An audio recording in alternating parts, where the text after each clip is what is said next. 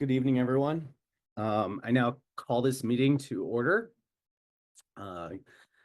It's 6:03 p.m. My name is Gabriel Harp, the chair of the Arbor Energy Commission, and I'm calling this meeting to order, participating from my home in Ann Arbor. Welcome. This is the December 10th, 2024 electronic meeting of the Energy Commission. We will conduct this meeting like in-person meetings, and commissioners, during roll call, please indicate your current location. Also, during the meeting, please remain on camera, just as you would be visible during in-person meetings. Finally, mute your microphone when not speaking. Public comment will be via telephone only. To speak during any of the public comment opportunities, please call one of the following two toll-free numbers: 877-853-5247 or 888-788-0099. And enter the meeting ID number 956-8718-7876 on your phone. This information is also available on the published agenda in the public notices section of the city's website and on the broadcast of this meeting on CTN Channel 16, AT&T Channel 99, and online at www.a2gov.org/watchctn. Joe, would you please read the land acknowledgement statement? I acknowledge that the land the city of Ann Arbor occupies is the ancestral, traditional, and contemporary lands of the Anishinaabe, including Odawa, Ojibwe, and Bodewadmi, and Wyandot peoples. I further acknowledge that our city stands, like almost all property in the United States, on lands obtained, generally in unconscionable ways, from indigenous peoples. The taking of this land was formalized by the Treaty of Detroit in 1807. Knowing where we live, work, study, and recreate does not change the past, but a thorough understanding of the ongoing consequences of this past can empower us in our work to create a future that supports human flourishing and justice for all individuals.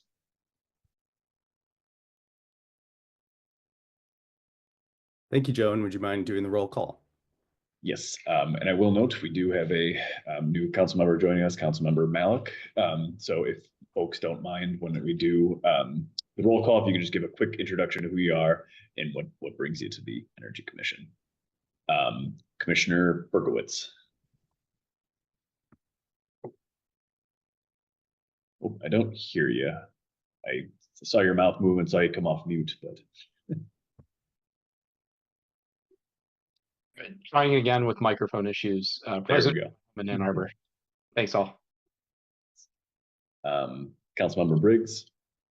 Yep, here in Ann Arbor. I think we know each other. Yeah. Commissioner Colvin Garcia. Here in Ann Arbor, welcome, Councilmember Malik. I have been participating with the Energy Commission since 2017. What brings me here to now, and it has been, is definitely interest in renewable energy as well as decarbonized transportation. And I don't want to go into my entire background right now, actually, but it would be great sometime. Maybe we can see each other in person and introduce ourselves. Chair Harp.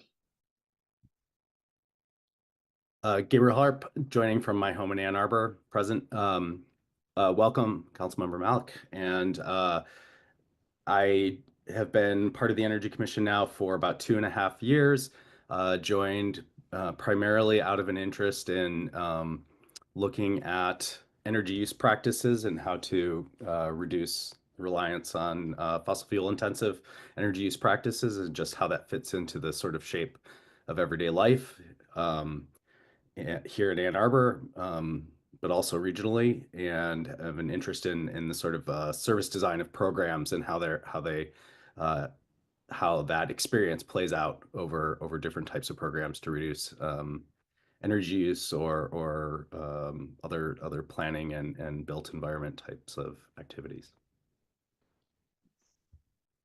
Vice Chair Hans.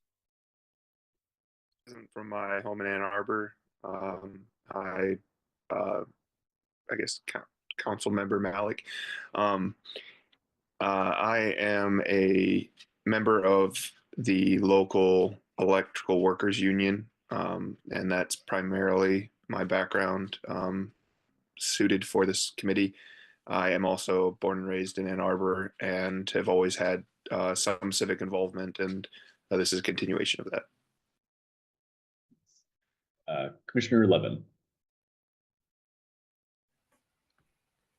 Yes, I am here in my home in Ann Arbor. Welcome to the Energy Commission. I have been on the commission for a good while now. My background is as an attorney. I've done various things with environmental law on the commission. Yeah, I'm just interested in seeing how we can help the city to be greener and get to our energy goals. Councilmember Malik. Hi, everybody. Thanks for the welcome. And this is my cat trying to make his introduction as well. As stated, I'm new to the Energy Commission as well as new to City Council. I think maybe I've hit a month as of this week sometime. My day job is with the Michigan Department of Agriculture and Rural Development, MDARD, where I'm the policy director, and I have spent the last few years helping the department get in line with the statewide Michigan Healthy Climate Plan. So a lot of climate, energy, and emissions work there. I look forward to learning what the Energy Commission's able to do and getting to know all of you a bit better. Thanks. Oh, and I'm calling from Ann Arbor's 2nd Ward. Commissioner Mirsky. I'm here in my home in Ann Arbor in Ward 2. I've been on the Energy Commission since 2016, and for most of that time, I've also been the liaison to the Environmental Commission, where Councilmember Malik, we first met a couple of nights ago. I'm a mechanical engineer. I was born and raised in Ann Arbor, left for graduate school, moved back in 2015 after retiring after a career with Bosch. And I'm involved in a number of different nonprofits and advocacy groups working in the environmental and climate and housing spaces. The other is Commissioner Overbeck, who I am not seeing, who also is a member of the commission because he's not here tonight. With that, Chair, you have a quorum, and back to you. Thanks, Joe. Okay, we'll move on to the approval of the agenda. Is there a motion to approve the agenda as posted and a second? So moved. Commissioner Mirsky, and a second? Second. Second. Hans. Thank you. Commissioners, please raise your hand if you want to propose any changes or discuss an issue. Seeing no hands raised, all those in favor of approving the agenda as posted, please raise your hand and say aye. Aye. Thank you. All those opposed, please say no. Seeing none, the agenda is approved. Okay, we'll move on to the approval of the minutes. Is there a motion to approve the minutes as posted and a second? So moved. Again. Commissioner Colin Garcia, and a second. Do I see a second? Commissioner Mirsky, thank you. Commissioners, please raise your hand if you want to propose any changes or discuss an issue. Seeing no hands raised, all those in favor of approving the minutes as posted, please raise your hand and say aye. Aye. All those opposed, please raise your hand and say no. Okay, thank you. The minutes are approved. This is now an opportunity for public input and for people to speak for up to 3 minutes. If you're watching this on CTN, please call 888-788-0099 or 877-853-5247 and enter meeting ID 956-8718-7876. This information is also displayed on the meeting agenda and video feed. City staff will select callers that have raised their hand one by one using the last 3 digits of your phone number. To electronically raise your hand to indicate your desire to speak, please press *9 on your phone and you'll hear an automated announcement that the host is allowing you to speak. Please state your name and address at the beginning of your comments, and when speaking, please move to a quiet area and mute any background sounds so that we may hear you clearly. We have caller ending in 134. Thank you, Mr. Lang and Chair Harp. Ken Garber, 28 Haverhill Court, 2nd Ward. I'd also like to welcome Councilmember Malik. I'm looking forward to the 820 presentation. Here's one way I look at the challenge. Basically, our scope 1 and 2 emissions come down to 2/3 buildings, 1/3 transportation. I'll just talk about buildings. As we'll hear tonight, Bryant neighborhood decarbonization is underway. Bryant is 262 homes, roughly 280,000 square feet. Great project. Here's the problem. The Legacy 19-story building on East Washington will open to students next year, 255,000 square feet, all heated with fossil gas. That one project will almost completely negate emission savings from Bryant. And it's just one. Broadway Park West, now rising on the Huron River, 260,000 square feet, all gas. Sartorius AG off Ellsworth, 250,000 square feet, gas, huge energy footprint. The Village, 400,000 square feet with gas. Then there's Maple Cove South, Home 2 Hotel, Hampton Inn, Bright Dawn Village, and on and on. Heck, even the Marriott going up across from City Hall will burn gas. The city approved over 1 million square feet of gas heating new construction last year alone, 2.5 million since adopting A20, most yet to come online. Reduced community emissions only offset a fraction. We don't even count embedded emissions from all that steel and concrete, which can be up to 50% of a building's lifetime emissions. My point is this. I think we'll be doing well to get any emissions reduction at all by 2030, unless we pay massively for offsets, which is not a solution, and in my opinion, would be counterproductive.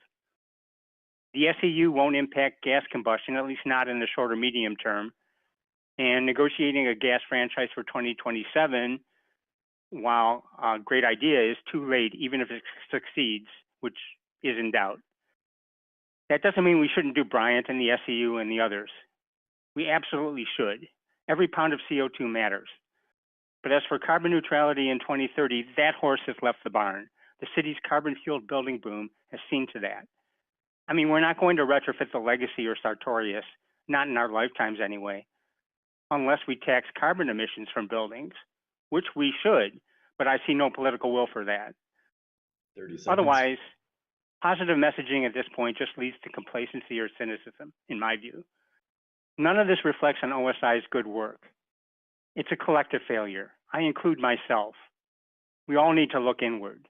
But let's start from reality and move forward from there. I have my own ideas, but I've run out of time. I look forward to hearing staffs and commissions. Thank you. No further callers. Okay, thank you for those comments.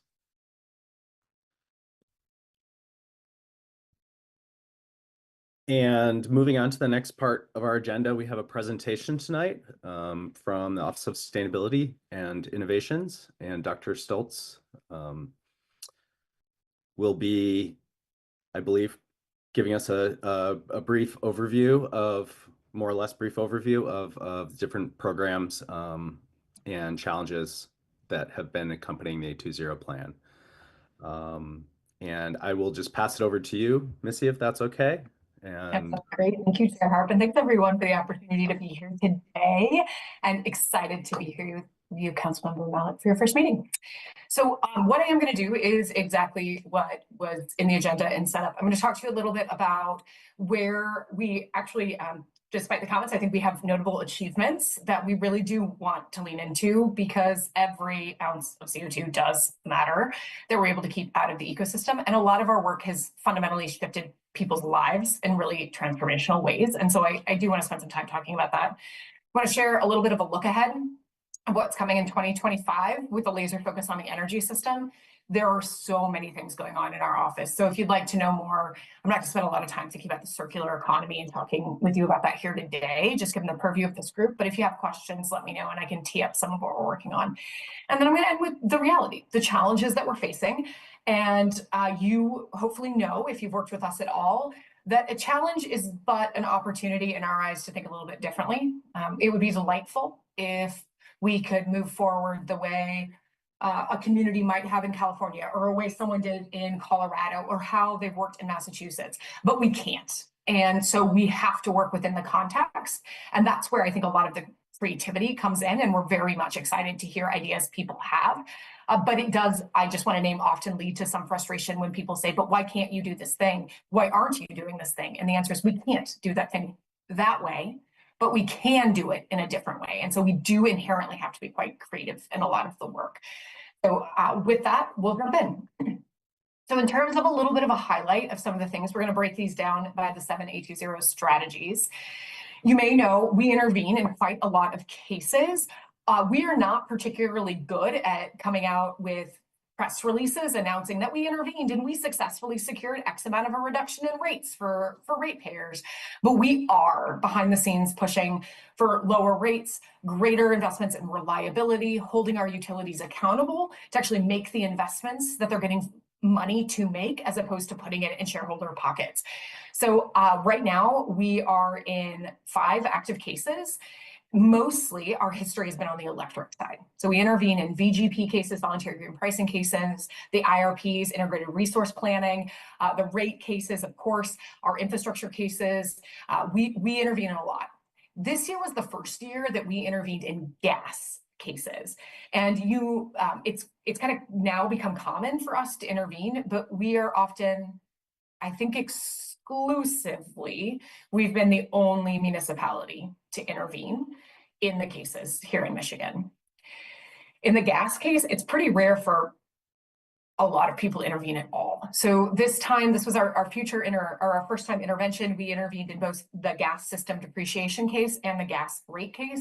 We argued for a future of gas proceeding that would require the utilities to put a roadmap for how they were going to completely transition away from gas and what would come next. We got some notable victories. In truth, we had things that the AG fought until we talked to the AG and they realized what we were doing, because people do not think about a transition away from fossil gas in the way that we intervened. No, we did not get a future of gas proceeding in the traditional sense, like what Massachusetts, New York, Minnesota has, but we did make our intervention made notable progress such that the utilities are required to come back with the beginning of what a transition plan would look like. You'll hear in, I don't actually know if this is on the slide deck, but we are also looking to commission a report where we could do our own future of gas study and put it into the formal record. So instead of having only one option, we have a counter that's a holistic analysis of what a future would look like that's truly decarbonized in the heating and cooling space. I mentioned we intervene in gas cases. Solarize hit a major milestone. We hit 5 megawatts. I mean, that's just insanely successful program, helping save over, I think it's 1.2 over, it might even be higher than that, Joe, you know the number, million in upfront dollars in the cost of solar. We're running another group buy in January. We are also in discussions about handing this program over perhaps to the county or someone else as we scale up the SEU. So we still help people get solar, but we really focus on filling other gaps in the system since this program has a lot of momentum. So that's kind of a transition that we're working through internally, but Solarize continues just to be wildly successful. And then we were able this year to bring on some more, quite a lot more solar. We have just hit 700 kW in municipal facilities. And the next system, the one that's in final interconnection at this point, they're kind of working through the last pieces, will double that. Because it's just over a 700 kW system in and of itself.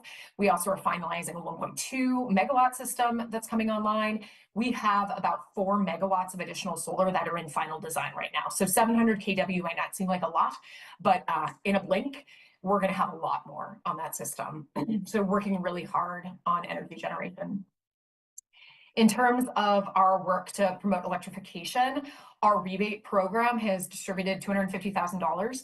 You're going to hear we're doing a little bit of a revamp of that program. What we're finding, people ate up certain programs really quickly. We've talked in this body about what I call the peas and the carrots of energy efficiency. It's true. We are not having people take rebates for insulation or air sealing. They're taking them for bigger things that they want, like a battery or an electric panel upgrade or an e-bike. So I think what you're going to hear is we've been working to redesign that program, taking a lot more funding to support the energy efficiency work that people seem somewhat reluctant to really double down on. But we're in redesign right now on that program, but we have money going out the door. We've also done a district geothermal study, analysis, and technical design for the Bryant neighborhood. We, as part of that, broke ground just a few weeks ago on a geothermal system for the Bryant Community Center, which is part of our work to make the community center a living, learning laboratory of decarbonization. So people can come in and see the technologies, experience it, understand what it means when we say geothermal, or we say a smart thermostat or energy storage, to see these things in real life and interact with them as opposed to kind of in an ethereal space. We secured a grant to expand charging. We got 2.8 million. And we also launched a commercial EV charger program where we're giving away chargers to commercial and multifamily sites for a 5-year period. We're buying the charger, we're doing the insurance, we're doing the whole package, as long as they agree to install those chargers and make them publicly accessible. And then with the CFI award, the Charging and Fueling Infrastructure Award, we're going to be able to go even further and helping really tackle the kind of split incentive problem where the people that would use those chargers don't own the facilities where the chargers would actually get installed. So we focused on multifamily and commercial. We're also looking at expanding our curbside charging infrastructure where we can. And this is a combination of fast chargers and level 2 charging. Joe is leading our work on a citywide geothermal study in partnership with Stantec. That's advancing to really understand what is the potential, what's the optimization of sizing for geothermal systems, so what kind of commercial load paired with residential load makes sense, how many units, do we build a network system that's linear, kind of running down major road corridors, or do we build it more in a spider sense where maybe parks become anchors and pick up surrounding neighborhoods? But Stantec is helping us do a lot of the preliminary analysis. We'll be moving in the new year into a deep dive into 3 areas of the city to really deeply design what a geothermal potential could be for those areas. And then, of course, we continue to do engagement. We just put this forward, our Electrification Expo. It always amazes me how many people come out to talk to us about electrification. We had dozens of vendors that were there. Our reviews from the vendors were exceptional. And we had hundreds of members of the public who came out and were interacting, again, with kind of like a touch, experience these technologies, get your questions answered, including from some of our ambassadors who are going through their own decarbonization journey, and so could help really demystify what this process looks like. In terms of energy efficiency work, we have our Home Energy Advisor, which has actually delivered, as of today, more than 200 Path to Zeros, which are these customized strategies for individual homes on how they can hit their own decarbonization goals. It connects them to rebates, whether those are local, state, or federal rebates, utility programs, ways they can operationalize those strategies. We're now starting to go back to the people who got those assessments to see how it's going. What kind of support do they need to start operationalizing the ideas that have been brought forward? We were successful in winning $3.1 million from the Michigan Public Service Commission to advance our work in Bryant. That particular grant was to fully decarbonize 50 of the homes in the neighborhood. Because we've been successful, I know we've talked about Bryant, some of you are also new. We fundraise a lot for our neighborhood decarbonization work. We don't fund our office through this, right? We're funded through taxpayers. We're good. We fund CAN. We fund physical improvements in homes. We fund the things that are hard to fund. But we also do fundraising for CAN and with CAN. And CAN, Community Action Network, that runs the Bryant Community Center, has been pretty successful in bringing down some MISHDA funding to help do decarbonization work. So in conversation just last week with Derek Miller, the executive director of CAN, we think we're going to extend past 50 homes and probably get more to 70, 75 because of our ability to stack the funding we've been able to receive, which is very exciting. Our HERD home energy rating disclosure is in full swing. You can see Steve and Jarrell here on the top. They're out in the field. They are working with realtors. They are getting into compliance. They are doing a really, really great job of that, bringing that program into fruition. We are working now to transition our streetlights to LEDs, thanks to the grant we were able to bring in from SEMCOG that our team helped secure. And then we initiated our Green Business Challenge this year in partnership with Spark. I'm delighted to share, for those of you who might have a business or if you want to talk to your friends who do, that challenge is a very supported way to help businesses make sustainability improvements that align with whatever their mission and service delivery is. And we just brought in Fresh Coast to provide customized sustainability planning for businesses. So it's an additional service that can help businesses really figure out sort of like our path to zero for residents. This is a similar offering for businesses that we have here in the community. In terms of our work on VMT reduction, we have been putting money in the ground. So we've been funding the expansion of bike lanes and sidewalks, really closing some sidewalk gaps and doing some lighting to make sure our sidewalks are well lit. We very much know this time of year in particular, it's nice to have sidewalks, but if you do not feel safe on those sidewalks, you may not be on those sidewalks. So we need to have proper lighting in those spaces. I sometimes feel unsafe biking because the distance between different lighting options for me leaves me in the dark, even with a reflective vest and the lights on. So this is something we're really aware of. We hear from bikers and we're trying to really close some gaps on that. We are active in the comprehensive land use plan update that's taking place right now. We got briefed on where things stand from public engagement. I am ecstatic and very excited to talk about what this might mean in terms of smart infill and density that will help us hold multi-use functions so that we can walk and bike, scoot, take transit to the places we want to go. Also making sure we really lean into transit corridors where people have access to multimodal options. And then we partnered to bring in bike share actually with human electric hybrids and Common Cycle. You can actually check out a series of electric bikes right now and take them around town. They're all branded A20. They're out in the wild. I hope you get a chance to ride one, enjoy one. They're pretty fun. Circular economy is really exciting. There's a lot going on. Our team here has been growing kind of into what it's meant to look like. We launched the Sustainable Food Business Coalition this year. We have our first 40 members. This is co-chaired by Argus and us.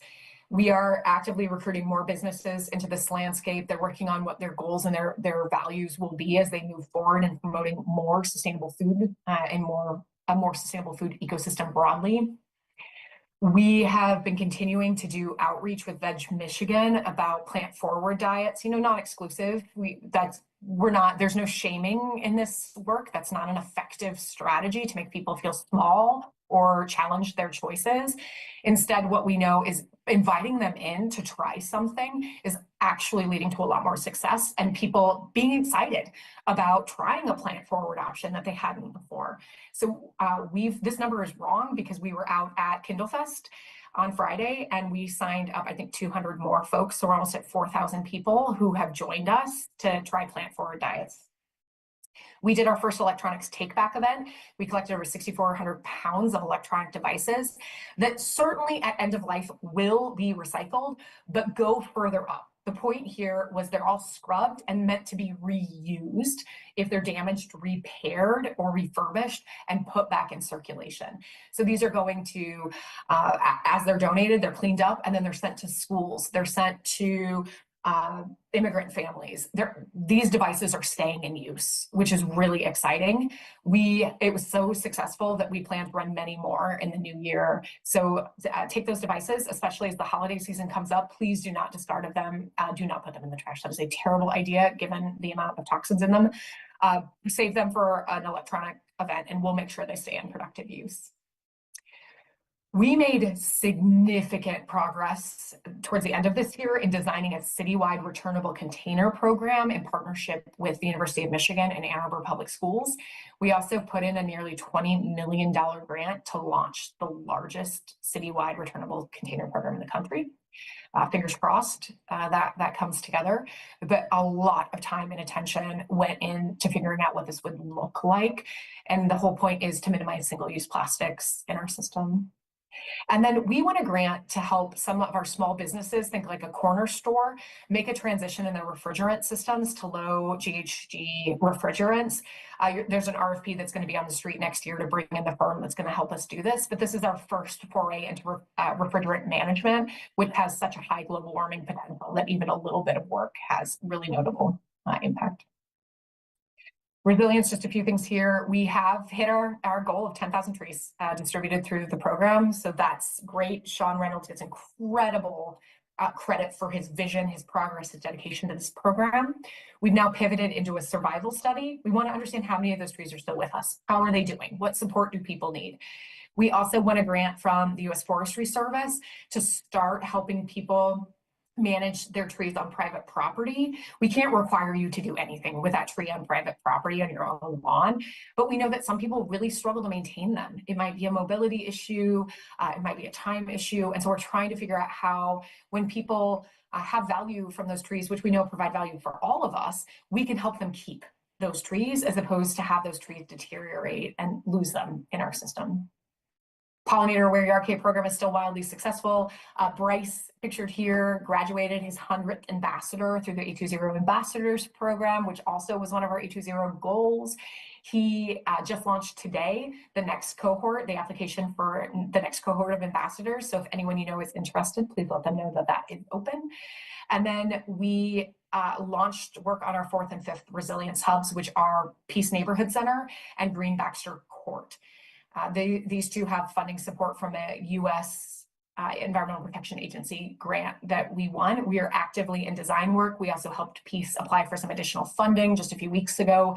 We should know about that, what they say is next week, which would be great. But this is the deep, sustained, community-based work that we're doing. And you may know our philosophical approach to resilience hubs is to invest in existing trusted community institutions to make sure that they're there every single day, every day, even blue sky days and gray sky days.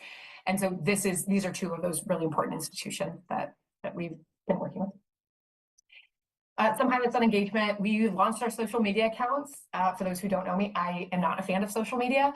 The team knows this intimately, but it is important. And so our team has these accounts. We are putting material out every day on these accounts to keep people engaged. We launched Greenlight, which is a CTN series that highlights, we shine the green light on sustainability activities that are happening in the community. Our viewership has been growing in that program. It's all chronicled on our website. We launched a series with 1071. We have a weekly episode on 820 that airs every Wednesday morning, so folks can hear what's going on in the office and we can invite people in. Our AmeriCorps program, our first cohort has graduated and we are now in our second cohort, which is great. We are recruiting. If you know any folks who might be interested, we're looking for 3 to 4 more AmeriCorps members to join us. So please do help us share that news. And in partnership with Leslie Science and Nature Center and the Neutral Zone, we have launched a youth-led, youth-designed sustainability program. AAPS is also part of this, but this is youth telling us and literally designing how they want to function in the sustainability space, what kind of power, what kind of activities. It's a pretty exciting space to be in with our emergent leaders. So that's some of the stuff that's going on in 2024. There is a lot more that is not on here. We just released our newsletter last week. There's some highlights in there, and I encourage you to take a look. And of course, we do our annual report in June that corresponds with the adoption of 820. So we'll give you more as things progress. But as we look ahead, major things coming in 2025. There are many, many, many of them. One is, of course, the sustainable energy utility. I've been working with a number of staff on the preliminary things that we need to do to launch the SEU. We are telling everyone from an expectation standpoint, 18 months before you see an SEU that's actually installing things in the ground. But we have a lot to do before that point. We're working on bylaws, governance structures, the charter amendment and language. The voters authorized the amendment to the charter, but now we have to actually amend it and bring that forward. We are working on the job description. Hopefully in the spring, we'll be hiring our executive director so they can come in and start building the elements like the recruitment and retention plan, the technical specs for how we're going to work with, what are the expectations for contractors that are going to bid in to help us build the actual infrastructure. We have to have standard specifications for them to work from. We're working on the legal elements. We're working on all of the fun stuff, the financials, and I'm fundraising quite a lot right now, and I'm very excited to hand off a little bit of this to our executive director when they come in, because we got a lot of stuff in 820 to work on. But a lot of time and attention is on getting the SEU world class. So when it launches, it just is. It's just great. And people love the experience that they have, and they tell their neighbors, and it snowballs and becomes wildly successful. I mentioned when I was talking about our home energy rebate and home energy advisor program, we are doing some work here to make sure these programs, these are new programs. How do we get more people to take advantage of them? And doing some revisions to the rebates to really significantly increase the amount of funding we'll offer for things like insulation. People are coming to us. We're also going to offer some additional rebates, hopefully soon, for appliances that we're in, like induction cooktops. I think we're going to bring those forward as a rebate option, which I'm excited to see and we have interest in. We're going to be launching, I feel sort of silly saying this, but I love this word, a hygge campaign, which is the kind of like Scandinavian concept of, it's really hard to describe, like comfort and coziness and delight and just like this incredible sense of your place and purpose. So we're going to kind of lean into helping people understand how these programs improve quality of life. We're going to try to really bring this down so people can see themselves taking advantage of these programs. But if you know anyone who's sitting on the sidelines waiting to do a project, we have rebate dollars. We have the home energy advisor. They are there. These contractors are ready to move dollars or move programming. Please send them our way. The home energy rating disclosure team is working on wraparound services to really work with our real estate agents to think about from the beginning how we help them move houses that are really efficient. Or if their house isn't really efficient, we help make it efficient. Can we do a joint program to do air sealing in those homes is one of the things we're exploring. To the other end, when a homeowner buys a home, how can we follow up with them and maybe bring them into the home energy advisor or a rebate program? And so they're using that information that they've collected to do something meaningful. You've seen green rental housing. Joe, even today, was working tirelessly with legal on some elements of this. This is going to be moving forward, hopefully in January to council.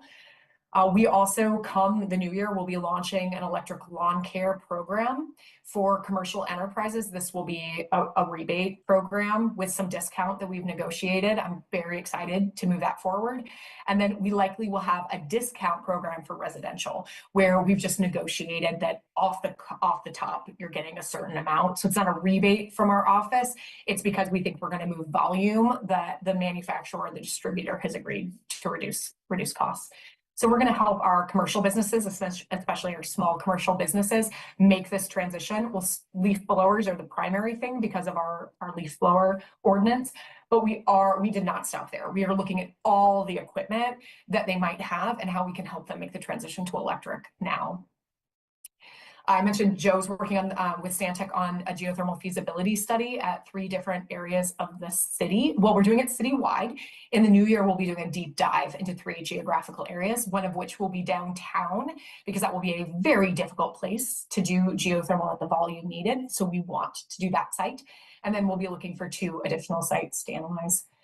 And then we've already selected our second neighborhood to start neighborhood decarbonization work. We're trying to figure out how the time sort of gets shorter in terms of moving into other neighborhoods. So we'll be starting our work. We've already started our work with Pittsfield Village, which is the second neighborhood we're engaging with. But we're continuing Bryant. And I'll just say this, what I think was a twinkle in our eyes when we did A20, this idea of creating one of the first carbon neutral neighborhoods in America, with all of the things coming together, we're going to do it. And that's incredible. It's a lot of work. It is incredibly hard. And the lessons we've learned are profound. And this is where we have stories of people whose lives have literally changed from a home that was killing them. And they'll tell you that. They might have had COPD or asthma, and a gas leak was increasing their hospital stays, to folks who were about to lose their home because they couldn't afford their bills anymore. And they were making choices between heating their home and buying groceries. And these incredible residents who've been going through something that I think most of us can't actually imagine living through, we might intellectually imagine, we're seeing their homes stabilized. We're seeing their homes be healthy spaces for them to raise their family and invest in their future. This program is fundamentally changing lives. And I don't know how else to talk about this. When we think about impact, we can obviously think about the mother metric, and we cannot lose the humanity of this work. This is significant for all of us to be able to stay in the community that we love. We're waiting to hear about the geothermal award from the U.S. Department of Energy, which would in fact be one of the last pieces. It would help us transition the entire neighborhood to a sustainable source of heating and cooling. and stack with the remainder of the funding that we've secured. So these are some of the things coming in 2023, again, on the energy side, but I'll name, we've got grants out there to launch that citywide returnable container program. We've got huge goals around natural systems that we're working on. I've got a franchise that I think will probably come to council sometime in early 2025 for discussion. We are working on land use strategies. If you think about it, sustainable food is going to be a very important topic, I think, in 2025. We are open to your ideas about what we're not thinking about, but please do not leave this and say this is all OSI is working on. These are just some curated examples of what we've got going on.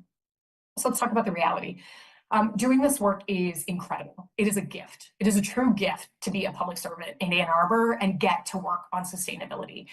And it is also a gift of creativity because it's not easy. It's not a linear path. Some of the things that we struggle with very intently are state and federal preemptions. There are many things we've tried to do that the state has said thou shalt not and pulled away our right. There are many things that we thought about doing that they got ahead of us and said thou shalt not. So an example is we've talked about the building code. We cannot set a more aggressive building code than the state of Michigan, period, full stop, sentence end. You cannot go above, you cannot go below. That has been litigated, that is established. Well, what if we ask the legislature to do a pilot program with 6 communities where they test a different code and they collect data that mirrors what the state is establishing their code on to demonstrate, is a more aggressive code actually bad for homeowners? Is it bad for home builders? Or actually, is it all hyperbole? And this is a really good thing. Now, the answer is the legislature may say no, but we are working on legislation to ask for permission to test a different code. It's a different process, right? We can't just implement a new code. So we're trying to play in the gray and figure out how might we get at the core problem, which is people are really afraid that this is going to impact home values. Well, let's test it. Let's collect the data and see if that's true. And maybe it does. And we then have the data to say, you're right, we need to stick with this code for those reasons.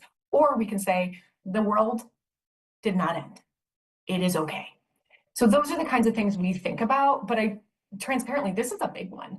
Building performance standards are something I wish we could do. We're trying to figure out how we might be able to do something like a building performance standard here, but acknowledging it's just not as simple as we pass a resolution and we have a building performance standard. So that's key for us. We are working really hard with our state representatives and senators to try to introduce more transformational policies that will help us do what we need to do. Now, Michigan has had some really notable successes in the last year on the energy space, but we're not sure what it's going to look like in January, right? So we're trying to find what priorities our legislators have, how we can lean into those and help them move things forward. And we're nervous about what's going to happen in a federal administration.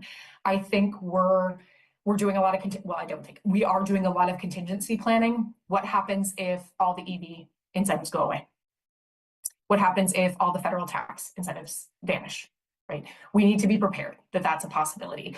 What happens if all the grant funding that maybe we secured, but we don't have a signed grant agreement, never comes through? What do we do, right? These are just realities that we can't solve for. So what we're doing is everything we can. We're getting our lobbyists on the phone. We're talking to the funders. We're offering additional information. When we hear that we won an award, we won an award for 2 more electric refuse trucks, which is great. They gave us 5 days to encumber that because they need it off their books. They need it safe. We can't move in 5 days. Our processes do not look like that. We have to go to council. We have to get authorization. So we explained to them, and then we called our city administrator and said, I need a council sponsor. Can I get someone to sponsor this outside of city process, traditional process, to move this fast, right? So we are trying to be nimble and responsive to how things are moving. Grant funding, our office is well funded from the standpoint of the capacity to do kind of basic things, but the things we are talking about and the speed in which we need to do them is astronomical. We have to have more resources. And it's not just grants for dollars to do. It is certainly that, ways to make this more enticing for people to do what we need them to do, but it's also capacity. We are at a point where we will not take a grant if I do not get more staff to take it on. We can't. Everyone is underwater. We'll be putting out a job description. Carlene, this one's for you. We're going to be hiring an EV manager, well, an EV coordinator is probably what it'll be, to come in for 4 years to manage our CFI program. I negotiated with them to bring in, to use some of that award to fund a person, right, to go as fast as possible to expand charging infrastructure in the community. So we need to build more capacity to actually do these things. Moving money through Bryant, it's not as simple as in, here's $50,000 to do all of these things. You've got to help with the contracting. You've got to sign up and do site visits. So there's just a lot of very exciting things that happen. But the reality is this work moves at the speed of trust. And we have to establish trust and be present in these spaces in a meaningful way if we're eventually going to sprint. Otherwise, all we're going to do is trip as we try to move this work forward. And then somehow we've got to figure out how to get people excited about those peas and carrots, right? They're super healthy. They're super good for you. But boy, oh boy, people do not want to do insulation. I cannot get them to do air sealing. We're going to try to increase dollars. I don't know if you've got some creative ideas of how to make these things really sexy so people want to do them. But if I talk about a heat pump, people will show up. If I talk about solar, people will show up. If we talk about air sealing, like it might be us on that line, right? We're just not getting people excited. So we need more creative ways of doing that. And then it's not on here, but I'll end. This is the last thought is people are overwhelmed. And so part of what we're trying to figure out is how do we bring them into the movement in a way that really reflects their needs, their desires, their interests, and not an and for them. How do we let them be part of this work? Because unlike me, I can do whatever I want to do in my own life, and I can control what I'm doing in this home. But I, as I move into director role, cannot control what you do in your home. I cannot control what that business down there does when a boiler fails. Are they going to think geo, or are they going to think heat pump, or are they going to go for a boiler? We have to find a way that they want to be a part of this movement. And so we're trying to find creative ways, fun ways, accessible ways for people to see that this is theirs, right? It is not OSI's. It is not the Energy Commission's. It is all of ours. This is our movement, and we have to have space for everybody if we're going to be successful. So that's kind of an overarching challenge I think that we all face in the work. That was a lot. I spoke too much. I'm sorry, but that's all. Thank you, Dr. Schultz. That was great. Really appreciate the presentation. And I think the intro to the challenges, but I'm really congratulations to you and the team. And I think everyone on the commission, and I know many people around the city are really excited about a lot of these programs and a lot of the successes. And so it's really great to hear your enthusiasm as well, as always. And so I'll just open it up for questions and clarifications and comments and whatnot from commission members.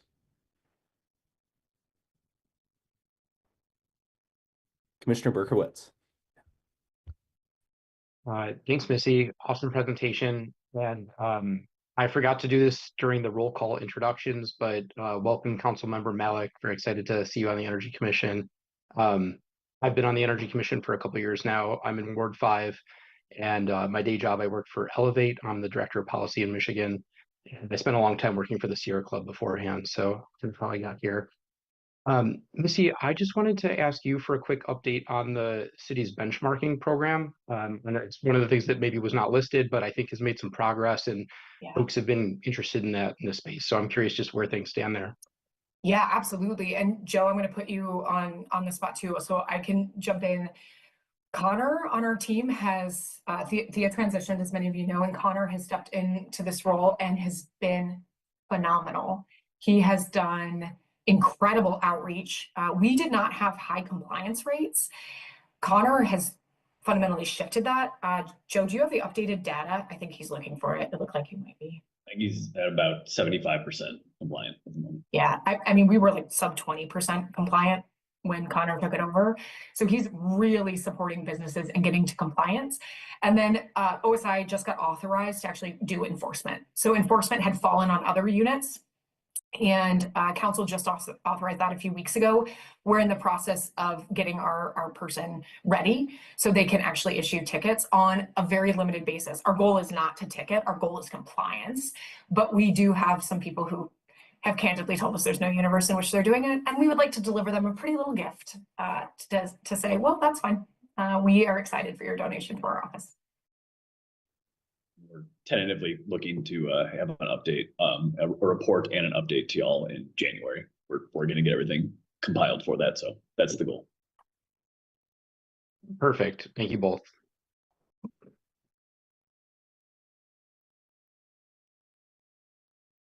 Yeah, Commissioner Overpeck. Yeah, Missy, great job, great enthusiasm. It's really just wonderful to see how things are developing.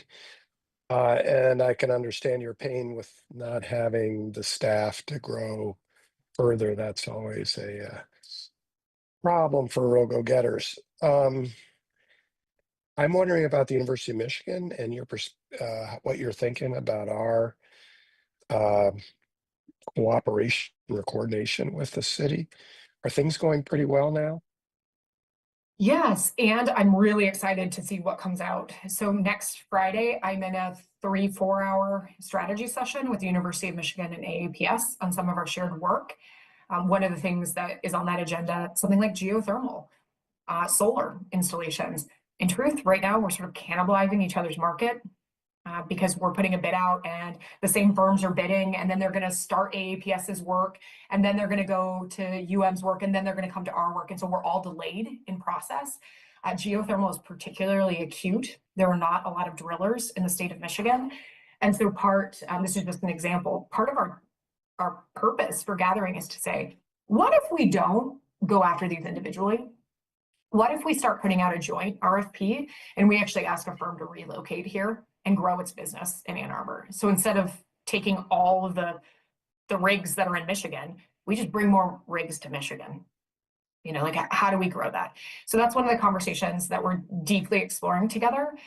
And then some of the other things, the 25 megawatt solar program, we're in a lot of conversations about that because one of the things the developer offered, the winning developer, was a community contribution. And so we're trying to figure out what that looks like, right? How do we put that to use in the most meaningful way within the community? We're talking about the SEU and the role that the university could play. We're talking about curriculum. You know, how do we have students when they're at the university understand that the city is also doing this and you can engage in it, you know, be on campus, but also when you walk across that line on State Street, how you can engage more broadly. So I'm pretty lucky that I get to have regular meetings with Shauna Wetmer and Shalonda Baker to think about those different elements. And same with AAPS. We meet regularly thinking about what we can meaningfully do together. Excellent. But really great I to hear. happen to know of a dean who leads one of the most preeminent schools for sustainability, and I'm very excited to see what ideas he may have about how we can continue to grow that collaboration. Well, he's very proud of his alumna. Yeah, I think one of the things that would excite me, and Shauna knows this, and Shalonda will know this too, is figuring out ways that, you know, we're going to build out the living lab on campus and in Detroit. And it would be really nice if it was, you know, like you said, just sort of seamless with Ann Arbor. So our students could end up doing a lot more learning from what you're doing in Ann Arbor. But, you know, just sort of their projects, their experiential learning, hopefully would help accelerate things too. Well, talk so to those it'd be- other deans too. We'd love to work with them as well. But Yeah. obviously, C's is our favorite. Well, the big one is Taubman, you know, and Jonathan Massey's. No dean is more excited about living labs in this space, the built environment, urban tech, than he is. You know, I'm excited for sure, but I mean, I think he's someone who we could get on board. And, you know, we could even like, you know, you and Shauna and Shalonda and he and I, you know, we could all just have a session and We should. you know, Yeah, eat lunch that would be great. and That would talk. be great. Yeah.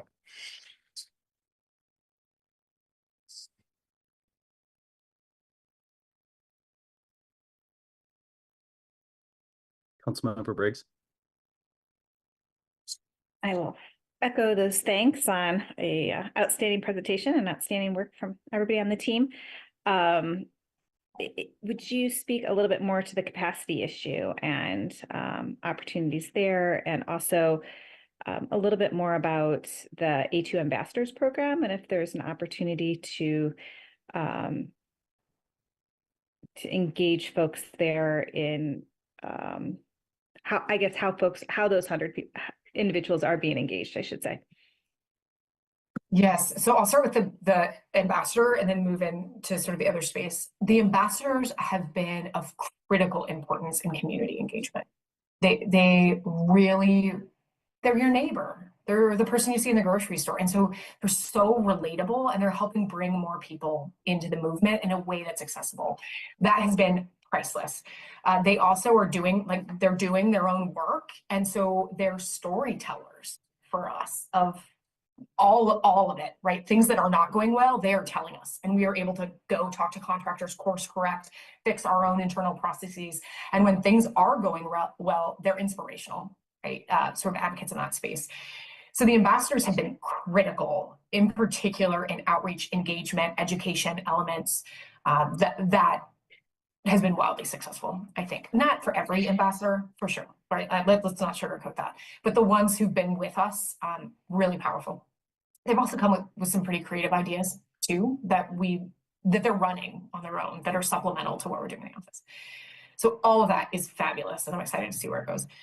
On the capacity side, every person in OSI has a full work stream, right? There's no one who's kind of like twiddling their thumbs. Someone started yesterday as an overhire. We have someone transitioning out. They're a little bit slow right now, but like they won't be in 4 weeks. They're the only person who's like any capacity. And that's good, right? And part of that's because we've been successful in securing additional funding, the millage, of course, new programs we're standing up that require capacity. They require work behind the scenes. So what we're doing now is we've set the goal that we rarely apply for grants under 100,000 anymore, because it's just as much work for a $20,000 grant as it is for $1 million grant. So it has to be for something that's really important, like stipends for residents would be something we'd apply for. That's really smart and strategic. And our grants need to have funding for staff. So historically, OSI has fundraised for everyone else. We've never fundraised for capacity for us. We fundraised for Peace Neighborhood Center to be able to hire more people to do work, or Community Action Network to be able to hire people. We have a lot of things we have to do in a very short period of time. I can't ask staff to do more. I can ask them to do different, right? Which we're evaluating efficacy and impact. But if we're going to take on a new thing, assuming the things we're doing are working, we have to have bodies to move that work forward with intentionality and purpose. So that's what we're looking for in the office. We're not going to come back to council and ask for a new person. And to be candid, the SAU is beautiful, but it's been tough, right? Holding that in addition to all these other things we're doing, because we held it. So once that spins off, I will get time back that I haven't had. And so maybe that will be useful, but just hope. There's a lot going on, Councilmember. I don't know if you know. Okay, there's a lot. It's beautiful. It's so lovely. What a gift. What a gift. Commissioner Colvin Garcia.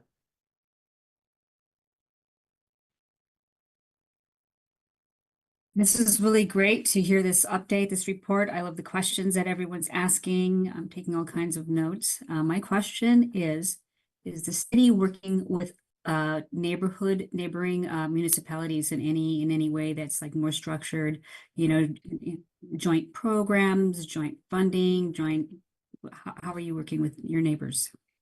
Yeah, so all of the above, depending on the topic. We, the county led, but we ghost wrote a grant for charging infrastructure for the whole region, for all the municipalities in the county, but we led it because we could, right? But the funding, a portion of it would come for projects in Ann Arbor, but it's for the whole region. We won that EPA resilience grant, which is in fact working with the county to build resilience infrastructure, both physical and social infrastructure countywide.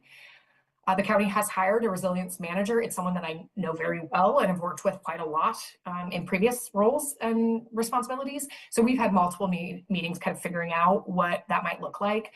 One of the things we talked about, you heard me say the Solarize program. I think that program actually we've done so much work, it might be ready to go to the county to expand. And we might be technical experts behind the scenes to kind of help. But we're in those kinds of conversations at the moment to figure out how we can expand. And then you didn't ask this, but I did want to share, we're working with the state as well. So the state brought down some pretty big dollars, like Solar for All or the Climate Pollution Reduction Grant. And we are helping them think about how to spend that in ways that are deeply meaningful. They are under the same time constraints we are. They're worried about clawback. And so there's a natural proclivity to give it, for example, to the utilities, because the utilities can spend it. And we're saying, whoa, pump the brakes. Let's talk about how we can actually design something that meets the timeline you have, but also meets deep, sustained community impact. So we work across those various scales quite a lot. Thank you. I just wanted to thank you for your team's participation in Ann Arbor Charter Township's first public engagement event for. Yes, congratulations. So thank you so much for helping and sending some of your team out there. Anytime. Climate doesn't care that things are happening in Ann Arbor. We gotta do it all. Commissioner Mursky and then Councilmember Malik. Thanks, Missy. Hey, John. You are the gift that keeps on giving. Oh. So you've heard already from several people, but I'd like to reiterate it. Just you're doing a fantastic job together with your group. And I want to just emphasize something you said, and that is everybody here should read the November and December issues of the charging station. There's a lot of material in there, and there's a lot of nuggets that you weren't able to cover tonight, and there's really a good summary of everything that's been going on. All that said, we had a presentation of the greenhouse gas inventory. And as Ken mentioned at the beginning of the meeting, whether you look at the simple inventory or whether you look at the expanded inventory, we're reducing our greenhouse gas emissions at the rate of about 1 to 1.5% per year. And as Ken indicated, and this is something that's really the challenge for all of us. It's not only for us, for the state, the country, the globe. I mean, if you look at tipping points and more evidence that the kind of tipping points that PEC presented to us back in January, they're looking more and more dire. And so we have this challenge of moving from a reduction rate of 1 to 1.5% to 15 to 20%. So a tenfold increase in what we're doing, basically. And that is just extremely challenging. And I think Ken said something also that's really important, and that is that I think there's a group in Ann Arbor that is tremendously engaged and involved, but there's still a lot of people that see this as being the responsibility of civil society to do. And I'll be frank here, even within my circles, everybody has gone back to just living life like it's the good old days, flying all over the place, not even thinking about offsets or anything else. They're just running their life as they used to. And you can see that also here in another perspective, and that is we looked at the dashboard, and the dashboard shows that the percentage of commutes in vehicles is increasing again. It's back to where it was pre-pandemic and even higher than that. It's basically at a high. So I'm going to throw out some ideas, and you can respond to them, or we can just maybe talk about them at some later point in time. The first is, I'm wondering if it's worthwhile getting a bunch of people together to talk about how do we engage residents in Ann Arbor. I'm thinking back to the kind of meetings that we had 4 years ago, 5 years ago, when we were brainstorming what should be an A20. We met multiple times in the basement of City Hall. We had a meeting with a whole bunch of different people at County Farm, and we broke up into groups and we talked about what do we need to do. And I think we need to talk about what do we need to do to accelerate the rate of decarbonization. We collectively have to do this. We can't just depend on you and your team. It's just impossible. And then, as you pointed out, there's going to be lots of headwinds that we're going to have to overcome, or maybe headwinds is not the right word, is there's going to be undermining potentially from the federal level and other levels. A couple of other ideas, just throwing out things. We need to rapidly implement our most impactful actions as quickly as we possibly can. One was discussed already tonight, green rental housing program, 50% of all housing units. That needs to be really an impactful ordinance with teeth.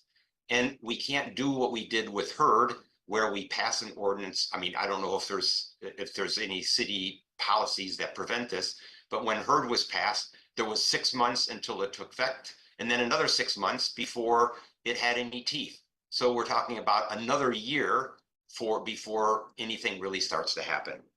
You talked about district geothermal. I think that's fantastic.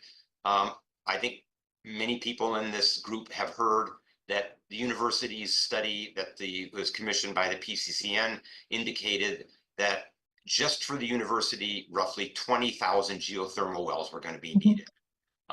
You already talked about that. That's just not going to be possible, at least right now. Especially, I just listened to a video clip a couple of days ago indicating that drilling rigs have been taken out of service. They're like down 30%. So one thing, I think we really definitely need to collaborate with the U of M on that. I'm glad you're meeting. One thing that I would ask that maybe you look at, and I've mentioned this several times to folks at U of M, is enhanced geothermal. So this is the kind of geothermal that's being done by Fervo. They already have I guess you call it pilot, but it is feeding the grid.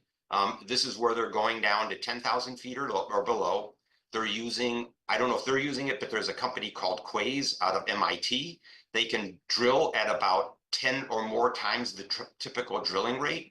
And it seems to me we should be looking, especially for U of M, where they have existing power plants, instead of drilling hundreds and hundreds of wells, for example, on Mitchell Field, drill one really, really deep well down to 10 to 15,000 feet and feed the central power station. Do the same thing on North Campus. I mean, we're going to have to think about what is it realistic about drilling, having all these rigs, the aesthetics of that all over campus. I just don't think it's really palatable. I think it's going to run into a lot of issues.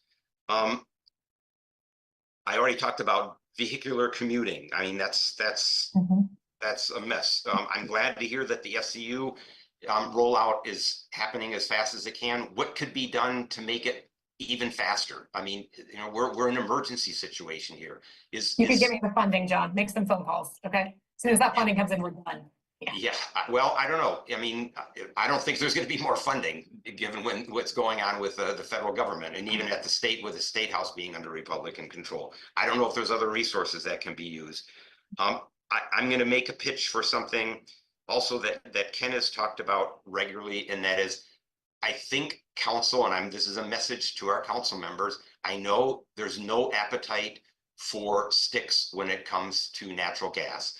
We considered an ordinance here a year ago, a draft of an ordinance, a resolution, I should say, brought by Ken Carver, based on actions that have been taken in other jurisdictions, putting a fee on carbon. I mean, we can't say that there's things that just cannot be touched. We all have to do something. You know, that's landlords, that's all of us as private citizens, that is developers.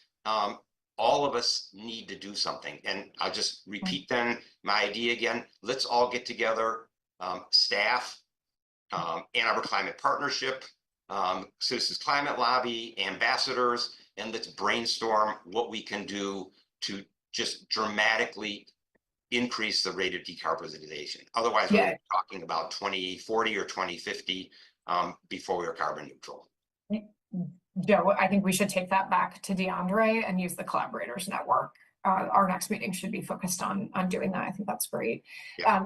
I'm not going to answer. I know I can't, because I know you have a policy agenda, but I just want to take a few things and say a lot of what we're working on is structural. right? Which is not fast, but is transformational. If we get a land use code, I mean, one of the things in the land use policy we're thinking about is housing 40,000 more people in the city, right? In the city. If we do that, that increases density, walkability, VMT. So that won't be tomorrow, but that is, we have to be doing that and the other thing. So I think there's elements there I just wanted to name. I know you know I that. can just comment on that. Yeah. I'm on the board of a housing nonprofit. We made a presentation to Jeff Chattis today to put 4,000 housing units at the corner of Plymouth and Murphin and create a village there. And he received it very positively. It's our probably third meeting with him. We've also met with several of his vice presidents.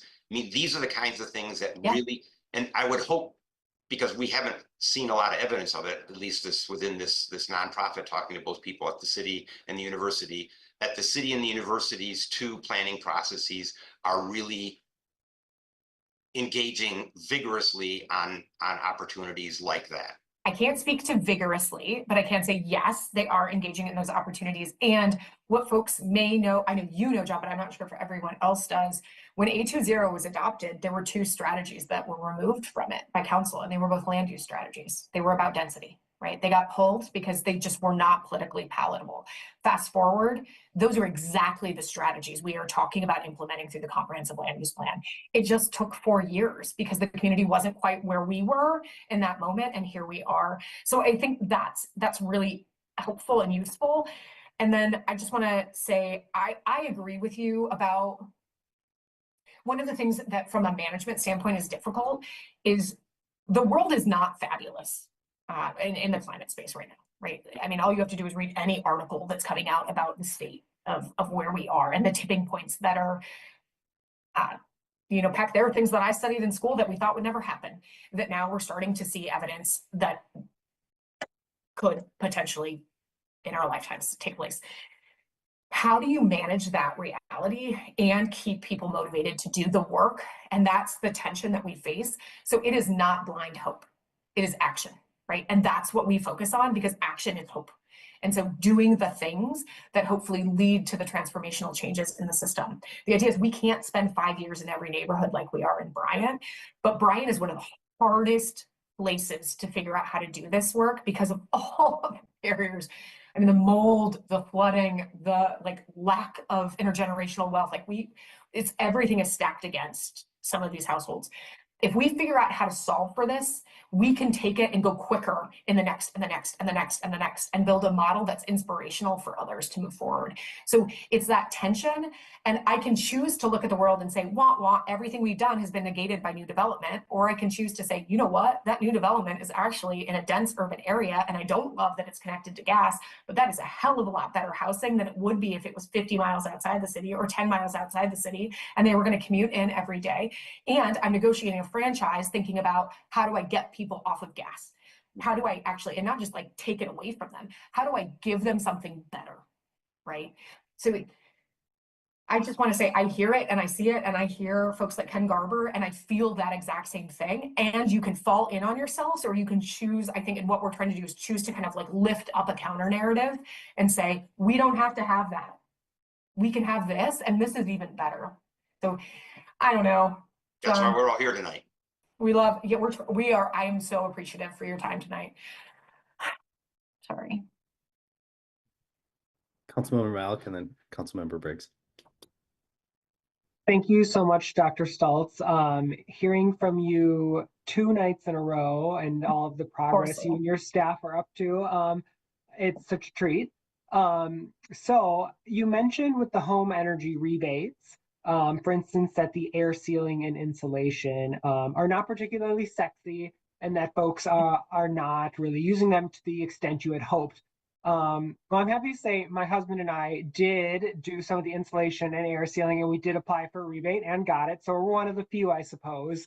But my question is, what kind of data are you receiving on the uptake of the rebates so far? As in, who's applying for these rebates? Are they folks who have already interacted with OSI and the A20 overall, maybe taking part in a different program, and now they learned about this program, then learned about that one? or is it folks who otherwise are disconnected? In my own example, we worked with the city through these rebates, and now we're getting solar on our home in a few weeks because we, learned more about the Solarize program, and everything worked out really well with the rebates that we were like, wow, this is very effective. We're excited to see what else we're eligible to do. So I guess, yeah, is any of that going to help? And if that data does exist, can it help inform engagement on how to get folks involved in the future? Yeah, absolutely. So we have Elevate and Michigan Energy Options are our rebate administrators. So they're the ones actually doing the intake, and they're collecting data on demographics, how people hear about the program.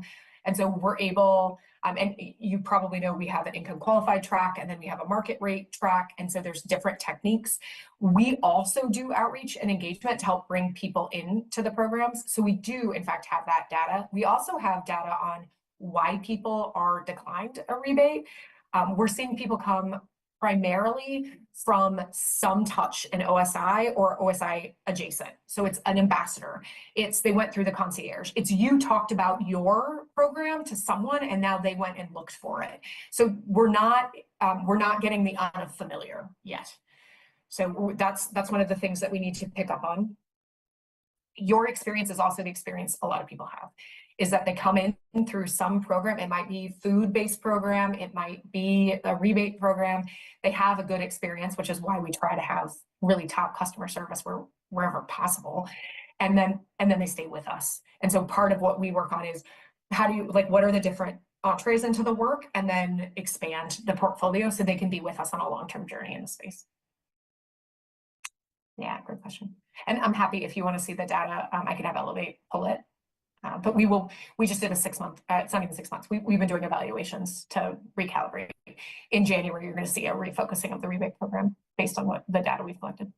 Missy, isn't it posted on your website, on the web? The dashboard is. Yeah, so you can see exactly in real time how many rebates have been given out and how many are reserved, how much is left in funding. But it doesn't tell you, for example, why someone was rejected from getting a rebate, or the demographics, specific demographics, or how they heard about the program. Those are things we're tracking, just not on the dashboard. Yeah, if you're able to share that, that would be wonderful. Thank you. Yeah, you bet. Councilmember Briggs. Yeah, I just wanted to respond to a query and clarify a little bit. Commissioner Mirsky had posed a challenge, I think, to council around sort of our appetite, and at least from my perspective and what I understand from my colleagues, there is nothing that we have been presented with that is legal that we have not is resistant to implementing, climate initiatives as quickly as possibly we can. Were you present when we discussed the ordinance or the resolution that was presented by Ken? I actually think I missed that particular meeting, but I do know what you're talking about. If there's certainly. Okay, maybe we can anyway, take that back up again. Yeah. And then also I know many around the screen probably know this, but others may not who are listening. There has been a almost complete changeover on council over the last 4 years. The only the mayor is the only person who has been on there before 2020. So those elements that were taken out of the comprehensive or the 820 plan were not by this existing body of council. And I think in that situation, on the land use side, again, this is an area that we're interested in leaning into. And what we're hearing from the community is that there's a really strong interest in making these changes. That does not mean it's not going to be difficult, because the reality is that change is difficult. But I think there's a lot of awareness of how important it is to be looking at these issues comprehensively and cohesively.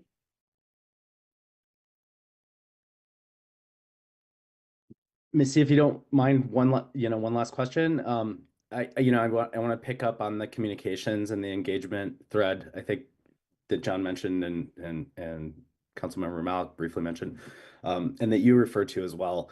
And it's just a question of how you're thinking about some of the communications challenges in the landscape, because I think in general, now. It's a very difficult landscape, but and Ann Arbor has a number of, I think, somewhat unique challenges, but Yeah.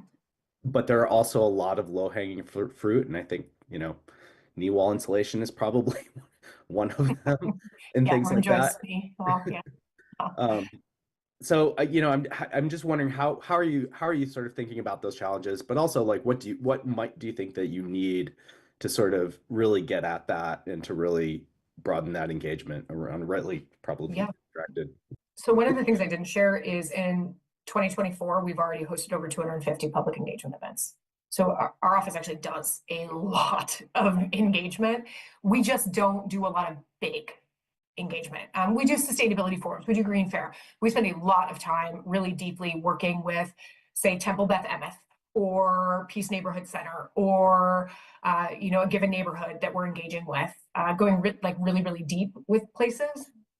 So part of, and then we have these bigger strokes of outreach and kind of education. We're doing a door knocking campaign. We're going to hit every door and leave A20 lit using the AmeriCorps members because we don't have centralized media, right? Like that's the thing that stinks. We don't have a daily circulation that everyone gets. Some people get the Michigan Daily. Some people pay for MLive. A lot of MLive's behind a paywall. It's just hard to hit people constantly. And things like social, we can be more playful in social media, but we're hitting a different demographic. One of our team members said it beautifully. They're a social media generation. We're putting out social media, and yet their parents don't use it, right? So we miss them by focusing on Instagram posts. So we're having to kind of fire on multiple cylinders because we don't have a big media market in the way other places do. It's why you'll catch us on NPR, you'll catch us on the radio, you'll catch us on CTN. We're sort of like buckshot because that's how our community gets information. So I like the idea of bringing people together a little bit more in not, we do big, like everyone invited, but I think what I heard from Commissioner Murski was also this idea of invested organizations coming together to think about how do we lean more into them messaging and engaging with their audiences and bringing people into the movement, and what kind of engagement techniques have they found effective and how can we leverage each other? That is something I'd like to spend more time with. Vice Chair Hans and then Commissioner Overpeck. Just wanted to take an opportunity along with the others to thank you for being here with us tonight. Missy, the presentation was fantastic, but also just speaking from roughly 3 decades of experience in this town, I've seen a lot of the changes, particularly recently in accessibility of the infrastructure in this town, and it's been quite profound over the last 5 years. So I think that speaks to a lot of the work you guys do. So I just wanted to thank you for coming tonight and for the work you do. And thank you, Commissioner Hans, for the work that you do both on the commission, but also in your day job. It's really, really critical that we have a skilled, trained workforce that is paid a wage to be able to be part and contribute to our community. So thank you for the work you do. Thank you. Commissioner Overpeck. Real quick, there's a new Pew survey out that came out just this week. I don't know how many people have seen it, but I'll send it to Joe. Okay. But one of the things that's really loud and clear in this survey is majority of Americans want their government and their corporations to do more climate work. And that majority goes way up, like 80 to 90% among Democrats, which of course is our community. So I think it's a really a clear message that you got a good headwind behind you when it comes to our citizenry, I hope. But thanks again. Well, when I push them too far, just remember one of you wants to hire me. No, I'm just kidding. We're fine. We're going to keep going. Thank you, Dr. Stoltz. I think we'll put a pin in that for now. And thank you again. Really appreciate you taking the time and the questions. And Next on the agenda is a discussion of city council priorities and challenges. But before we do that, maybe we could just take a 5-minute break and come back at 7:32, and then we'll reconvene. Thank you. I have to leave early because I'm in DC right now. I got to go to an event. Thanks. Thank you for popping in.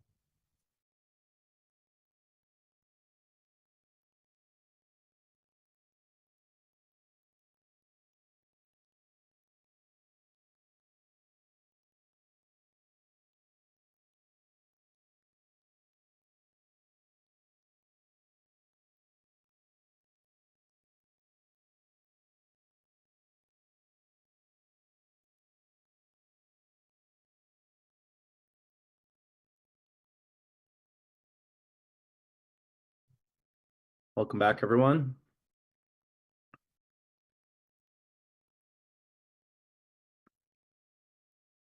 I think we might have briefly lost Councilmember Briggs. I saw Get them back in. Yeah, I saw their screen freeze up, but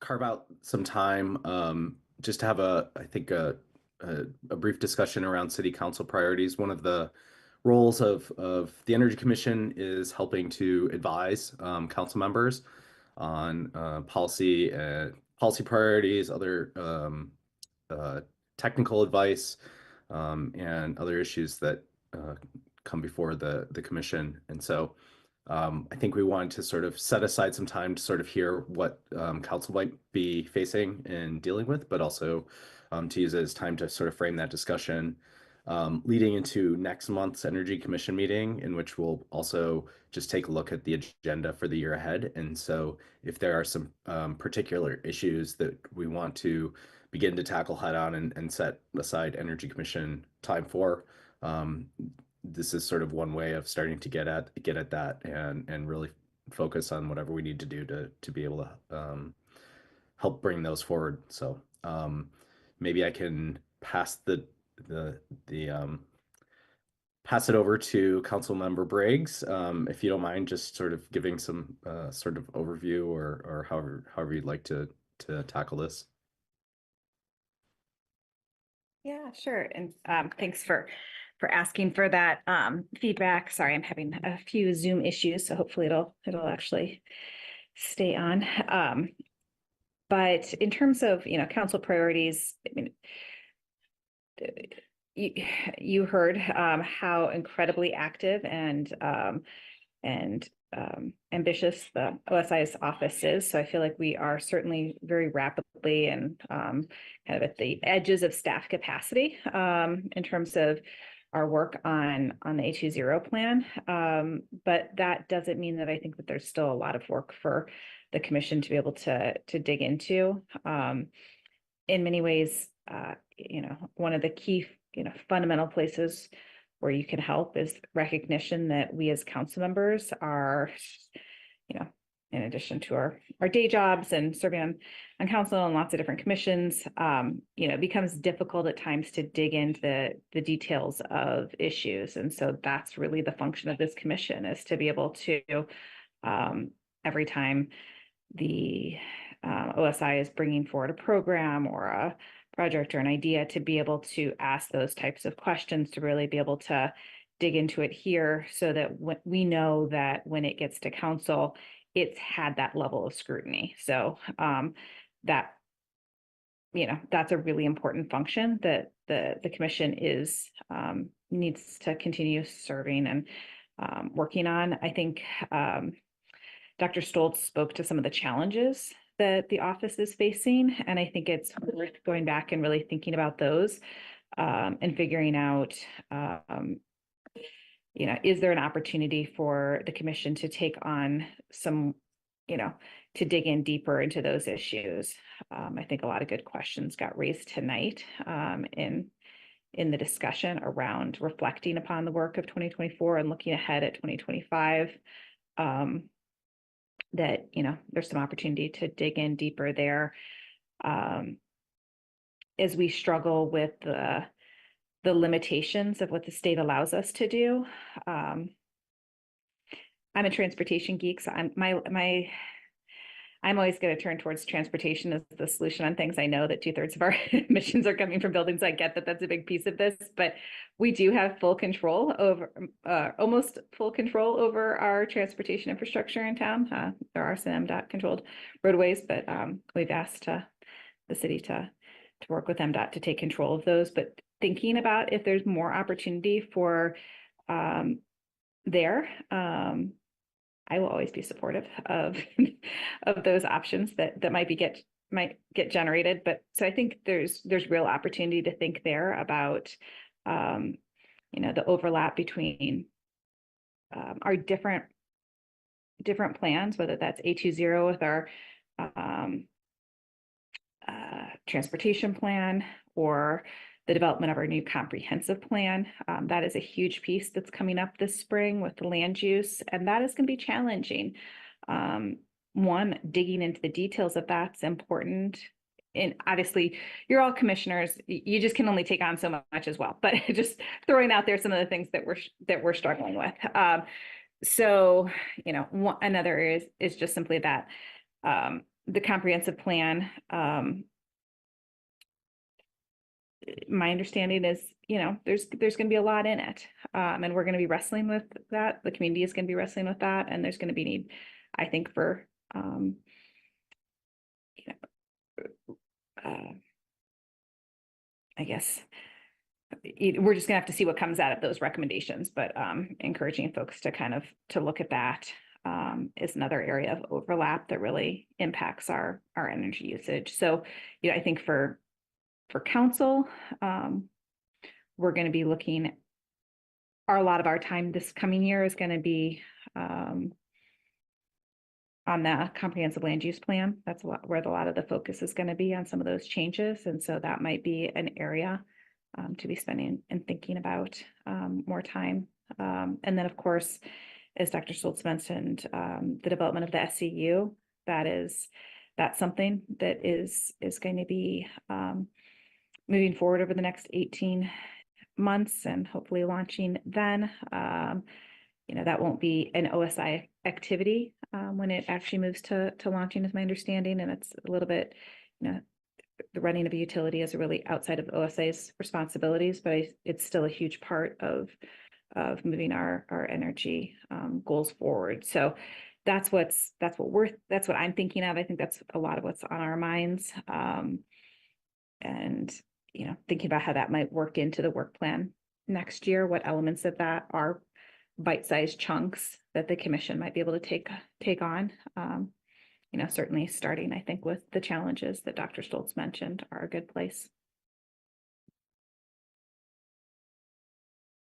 Thank you. Councilmember Malik, did you want to add in anything to that as well? I was just going to underscore something Councilmember Briggs said about, you know, just the comprehensive land use plan. You know, it's my understanding that we haven't done this in a while in the city, and what we do this time around may be the plan that's in place for several decades. So it's important that we get it right, and that it includes, you know, a lot of forward-looking things when it comes to energy, environment, and things like that. So just to underscore that, as if it wasn't already a high priority.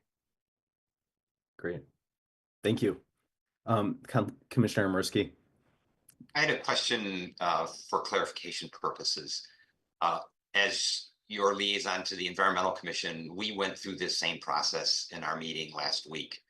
And my understanding from that meeting was a couple of points. First of all, that the council is going to be looking at recommendations for policies directed at the state level and finalizing those priorities in January. And so the Environmental Commission focused in our meeting last Thursday exclusively on policies that were directed at state legislative and, let's say, related kind of policies that could be enacted at the state level, either at the department level or through legislative action, not at policies that might be something that we would be doing directed at the city or maybe the county or something like that. So one of the things that I would hope we get clarification for the discussion going forward is, what are we talking about tonight? And if it's directed at the state level, then what I would suggest is what you implied earlier, Chair Harp, is that we look at other policy kinds of topics directed at, let's say, the more local level in our January meeting, and where we talk about topics that we might take up in calendar year 2025. Is that an accurate assessment? And one of the things, if so, one of the things that we did is we looked at the current, let's say the past set of policy agenda items And there's a half dozen or so of those from the Energy Commission, as well as a half dozen from the Environmental Commission. And interestingly enough, the ones that made it into that list from the Environmental Commission were almost all climate and energy related, even though they don't deal with climate and energy, they deal with water, air, solid waste, things like that. What are we actually doing here tonight as we continue the discussion? Yeah, so this part of the agenda was just some time that we wanted to set aside after the challenges and opportunities, also to just touch base with council members on the priorities of council sort of moving forward into the next year.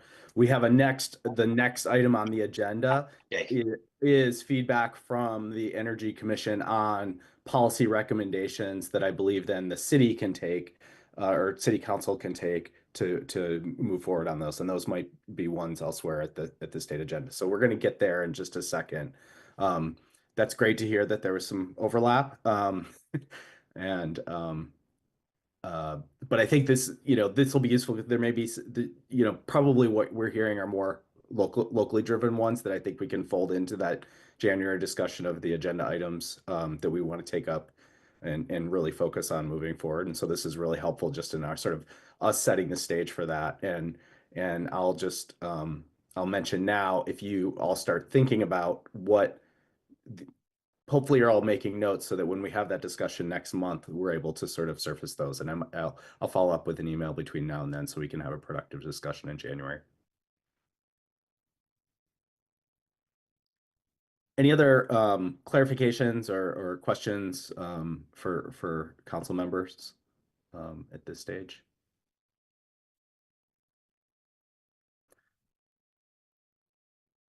Okay, this is of course a dynamic discussion, particularly with council members, and so this won't be the last opportunity. We just want to make sure to touch base in a fairly explicit way on the agenda around these things, because it was so tied to the OSI presentation on 820 and sort of the successes and challenges, and also as we're looking ahead to some of the next the next months ahead in terms of our agenda as well.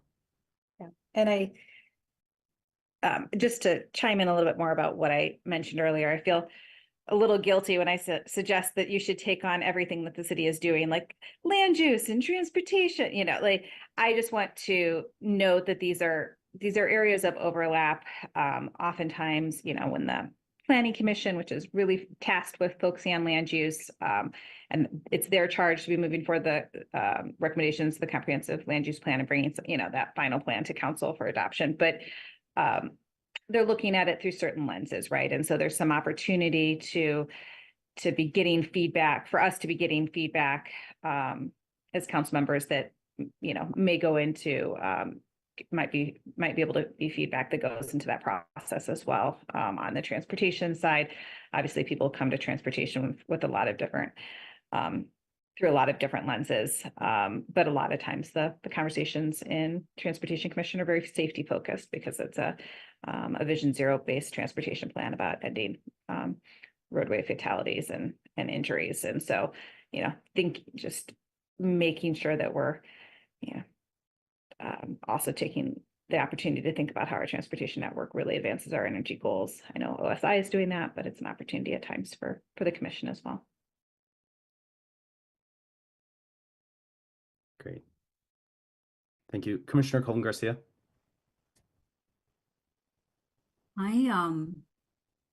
You bring up the topic of transportation, and so I've been in this phase of our meeting right now and thinking that I need to get caught up on the information, the statistics, the data of what's going on in the city as far as the Vision Zero injuries and fatalities. Like, how are we doing? And it's as far as being able to contribute to a conversation more effectively. And the same goes with occupancy for housing and high density housing and costs and things like that for, like temporary rentals and things like that. And how is that being tracked? And with all this development, what's in place, to make sure that housing is either being owned or rented, in a way that's being fully utilized and accessible. So that's what's on my mind right now, as far as like informing myself and then engaging based on that.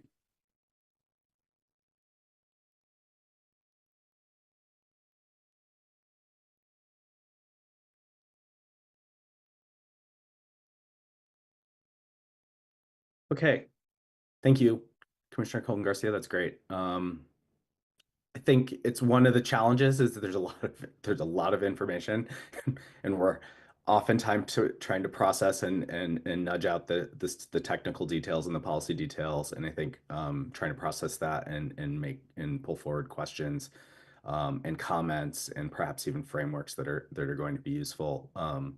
And so if there's anything, I think, in terms of how commissioners or how this body can do that and sort of package that in ways that are useful and helpful for council members, I think we're oftentimes open and excited to hear in ways that we can be more effective in sort of putting that forward as well. So please let us know. I want to move on to the next agenda item, which is the policy recommendations for fiscal year 25. And perhaps, Joe, would you mind framing this a little bit? I think for commission members, if you don't mind. I think, and council members, you may have a good handle on this as well. Part of what we're trying to do is put forward what kinds of policy priorities the Energy Commission might have for council and for the city to work on going forward in the next year. And so we wanted to open it up for discussion, comments, questions or clarifications about that, but also ideas that you all might have.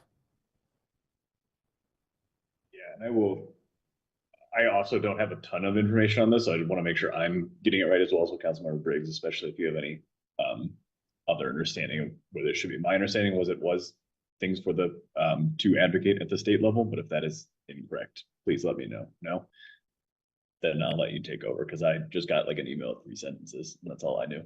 Yes. So yeah, sorry. You are correct that it is for at the state level. This is from the policy committee. And that I no longer serve as a liaison to the council policy committee, but a couple of years back the process changed a little bit. There used to be a long list of sort of very specific legislative policy goals and sort of down to bills that might be of interest to pass, and that was deemed to not be as useful to our lobbyists in Lansing, and so it's a little bit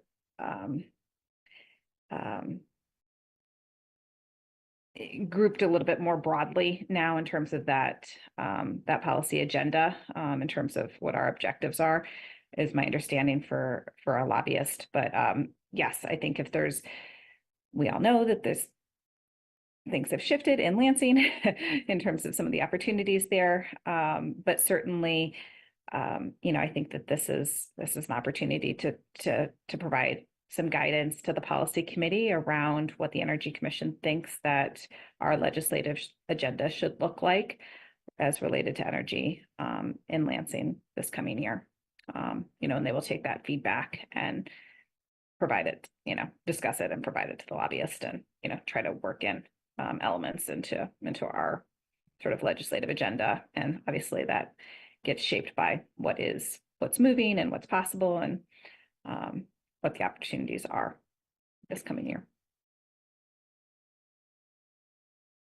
Yeah, I had some understanding, but not the full. So appreciate that. And I'll say in terms of like process, just for quick, like Commissioner Mirsky was mentioning, just to give a sense of, I'm just going to flash it on this screen real quick, but for what it looked like for what the Environmental Commission did, just so we have 2 buttons, just kind of have a list of some of the different things here. And so what I'll do is I'll be taking a list on my screen. I can share the screen if we want, otherwise, so we can see each other's faces. I'll just kind of keep taking those notes. And then at the end, we can share it, talk about if anything should change or anything like that. And then we can vote if we agree with those general suggestions, things like that. But I'll also pass it over to Commissioner Mursky if you have other, how that process went for y'all during that discussion. So what we did with council liaison input is we agreed that we had very little time. So we have in the Environmental Commission three or four active working groups. And what we were advised to do was to whittle down our list, that long list, to 3 to roughly 5 ideas. So each one of those working groups is meeting to take those lists and to whittle those down and to provide them through our staff liaison back to essentially council to provide a very, very shortened and broader list. So that's the tact we're taking. It seems reasonable to me.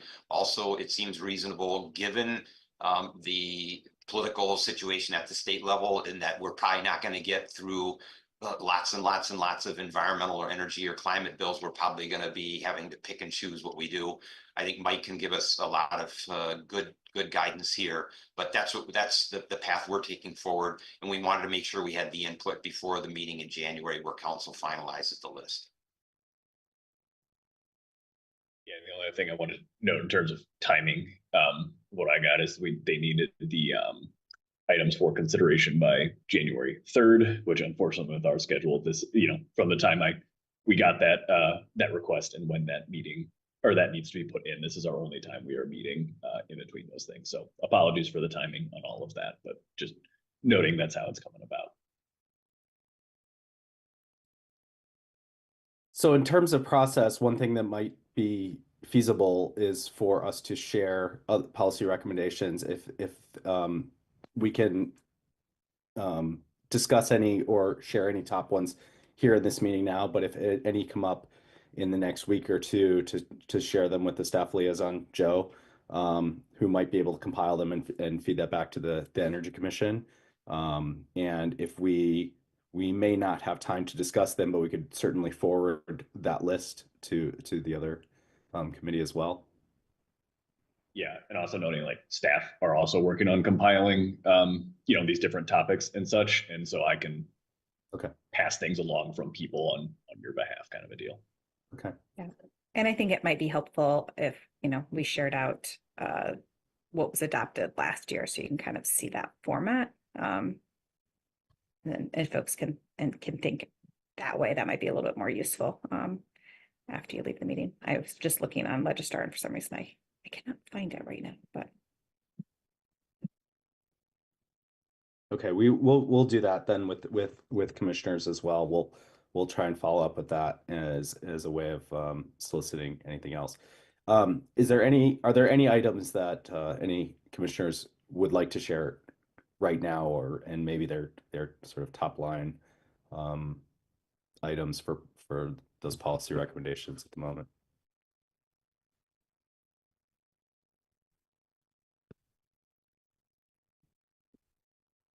Commissioner Mursky?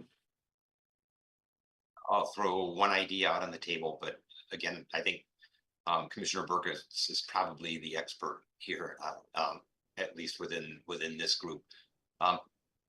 The one, and this is now getting pretty specific, so this is running a little bit against what I heard from Councilmember Briggs. The one thing that really stood out to me that didn't make the package of energy bills that was passed last year is community solar. I don't know why that was. It seems to me that that's the one thing that looking forward, if you were looking for any support across the aisle, it might get some libertarian leaning Republican support. And if you think of how people who live in condos and rental units can share in doing something that relates to solar, that's really their one major avenue. The problem is obviously that the IOUs, DTE, CMS are probably going to fight against it. So I don't know if it should, given that, should be high on the list. And the only other thing that I would throw out there, and maybe this is something that council liaisons or Joe can comment on, and that is, community choice aggregation was something that figured prominently in the 820 plan. It's never really been pursued, even with the change there for a couple of years where Democrats had a trifecta. It's also somewhat libertarian leaning in the sense that it gives communities a choice, but it doesn't ram anything down their throat. So those are the two things, if we have a short list, to me, those, particularly the community solar thing, rises to the top. If CCA is been abandoned by people who in the know, then we should probably drop it. So I'll let others talk. That's really all I have to share.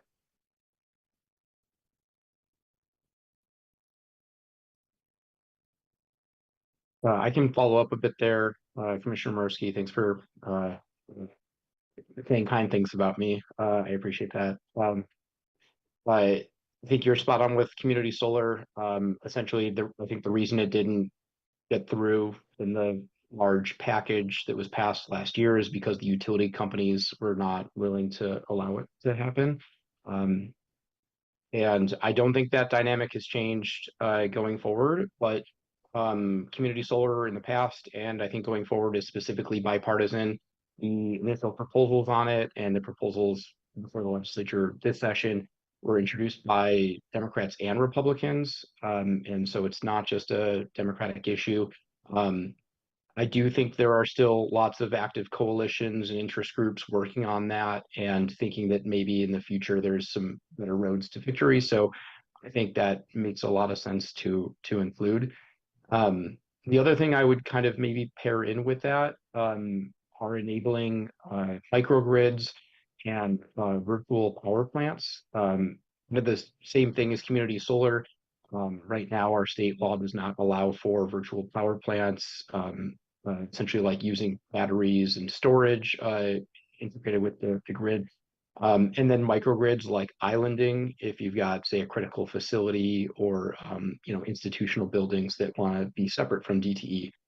Some of those things might be a little moot now that we've got once the SEU is up and running, but in the interim, I think those are still important. So the other thing there are discussions about incentives for behind the meter solar and storage.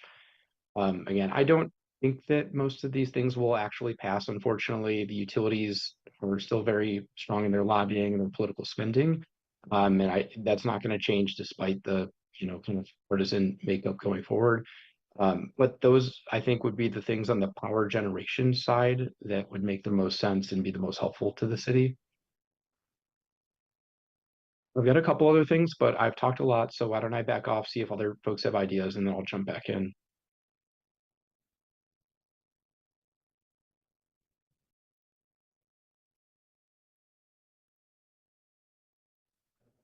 All right, hearing none. So I guess I talked about power generation. On the building side of things, Missy mentioned getting the state to enable a pilot around going beyond their building codes.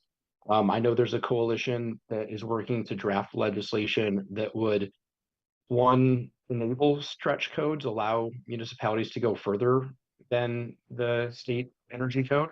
And two, it would make the state adopt energy codes more frequently. I think folks might know we had like a presentation on this at some point in the past year, but Michigan is still operating on 2015 building codes. We're struggling to adopt even the 2021 codes at this point. So we are really behind the football. And so this legislation, if adopted, would require the state to update every 3 years and make sure this doesn't happen in the future.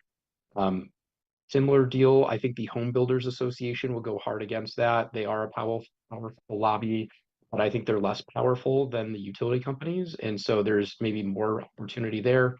And then there's some kind of pie in the sky ideas around buildings. There's a coalition working to essentially get the state to establish a whole home retrofit program. So instead of like doing weatherization here and doing Michigan Solar for All here and doing energy assistance over there, just kind of putting it all together and having a direct pot of money that funds all this. So then you can do the health and safety fixes, and then do the energy efficiency, and then solarize and electrify, and kind of, do it all as one process and package instead of being siloed in all these different departments. Again, that's challenging in its politics and the inertia with state government. It also require a lot of money, but I think that's a North Star to aim towards, and there's an active coalition working towards that the city can lean on, so it doesn't have to own all that work. There's one other thing I'll mention. The state gets funding from the federal government, from the Department of Energy for the LIHEAP, the Low Income Heating and Energy Assistance Program. A certain percentage of that goes to the state's weatherization program each year, and it's lower than the percentage that goes to weatherization in other states across the Midwest. So like Minnesota and Illinois, they put, I want to say it's like double-digit percentages of the funding into weatherization. In Michigan, we normally put a single digit into weatherization, and the rest goes to directly just helping people pay their energy bills. And that's important, but reducing people's energy use, making their buildings more efficient is like the long-term solution versus a band-aid that's just one-off payments for energy. So the state, could be essentially through the budget process told to allocate more to weatherization or a higher percentage. I think that's something that potentially could still be on the table and is maybe a little more low-hanging fruit. Anyway, those were the top things I thought of. I could come up with a huge laundry list as well, but I figured with the impending gridlock at the state level, that might not be so useful. And Member Briggs's comments, I think, nailed that on the head too. So I'll leave it there. That's great. Thank you, Commissioner Berkowitz.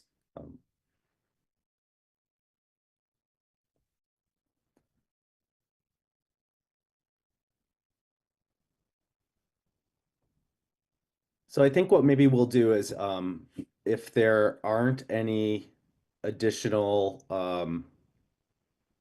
items that anyone wants to share at this time, if you would all, if you do have some, please share them with Joe, who I think can compile them, and we will, and I think we'll try to compile them and then share them all back out with the commission. And then I think, I imagine staff are probably, since they're also working to compile other things, maybe can integrate that with those as well, if that makes sense. With that, I think one of the things is that if we can get a resolution, for lack of a better term, from the commission, would it be helpful to send, I share what I have right now, just check on those things, make sure I worded things correctly, and then share that as a resolution from this, and then I can also continue to add things as we go. But that way there's something officially coming from the commission in lieu of everything else coming in. That works. So like I said, I was trying to quickly capture them. I'm sure I did not word these correctly. So let me just share real quick, and then please tell me what to fix that I did not adequately write. Zoom in for.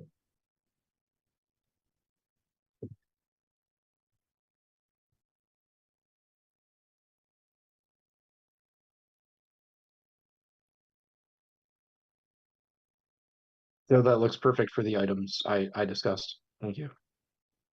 And good job.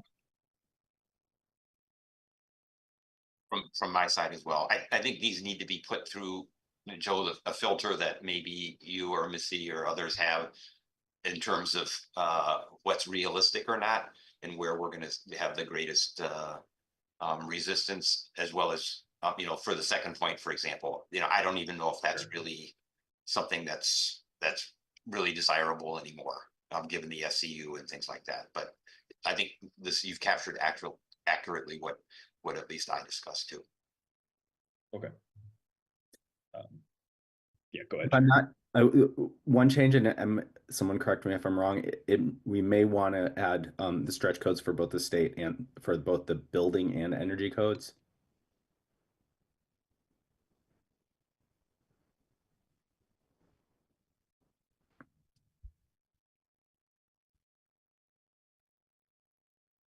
And then if you'd like, we can vote to approve these as our recommendations. Obviously up to y'all, move, second, vote, all that kind of stuff, but in terms of next steps. Do I hear a motion to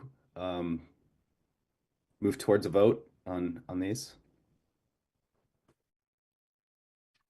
So moved. Second that. So moved and seconded by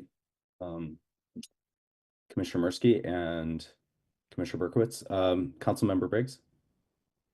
Yeah, and I just wanted to kind of raise up what Commissioner Mirsky had just mentioned around thinking about advance in terms of these recommendations being adopted, that it's useful for OSI to take a look and make sure there's not any conflicts with existing OSI, or what they're recommending putting forward. I think that things that sort of are coming here and also coming from OSI might be what might end up going to policy committees. Would that make sense to folks here? I don't want to try to block anything that anybody's suggesting. Okay. I think there's agreement. Yeah, I think there's broad Okay. agreement that perhaps both with the prioritization and also how those might be filtered is what I'm hearing from commissioners. Commissioner Mirsky? Yeah, a quick question along the lines of the statement from Councilmember Briggs. I'm wondering where in this process, if at all, and maybe OSI does this particularly just in the climate and energy space, there is an attempt to align our priorities with potential partner organizations that are doing lobbying at the state level, like the Sierra Club, like Great Lakes Renewable Energy Association. I know they just had their annual meeting. Unfortunately, I wasn't able to go.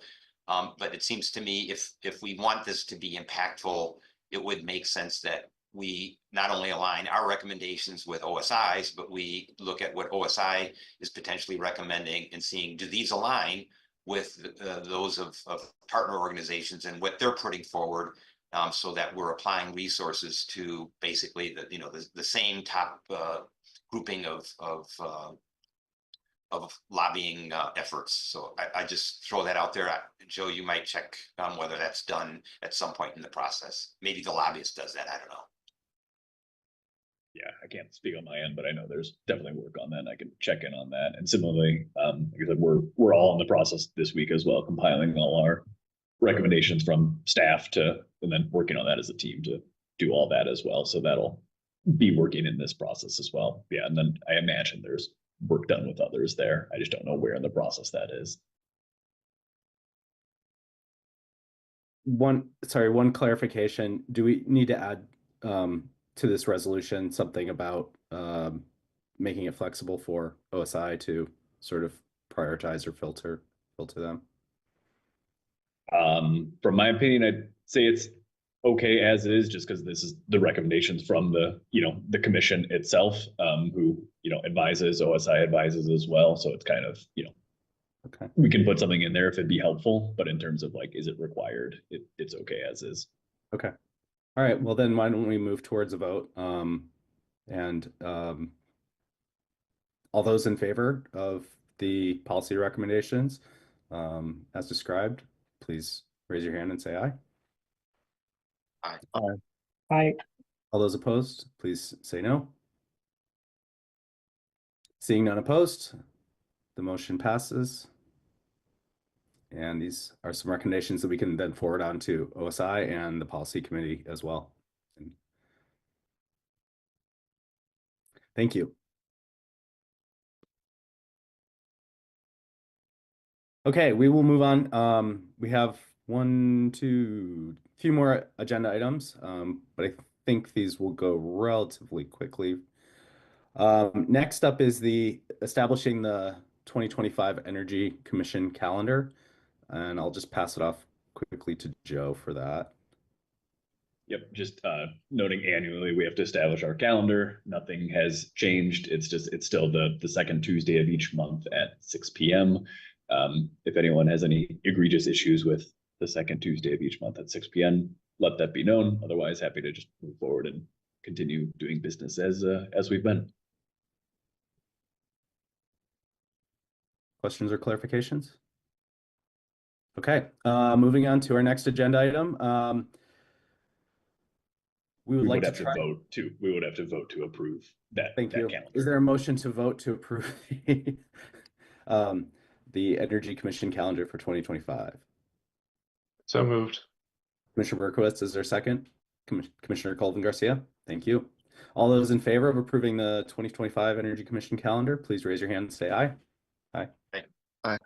All those opposed, please raise your hand and say no. Seeing none opposed, the motion passes. Thank you.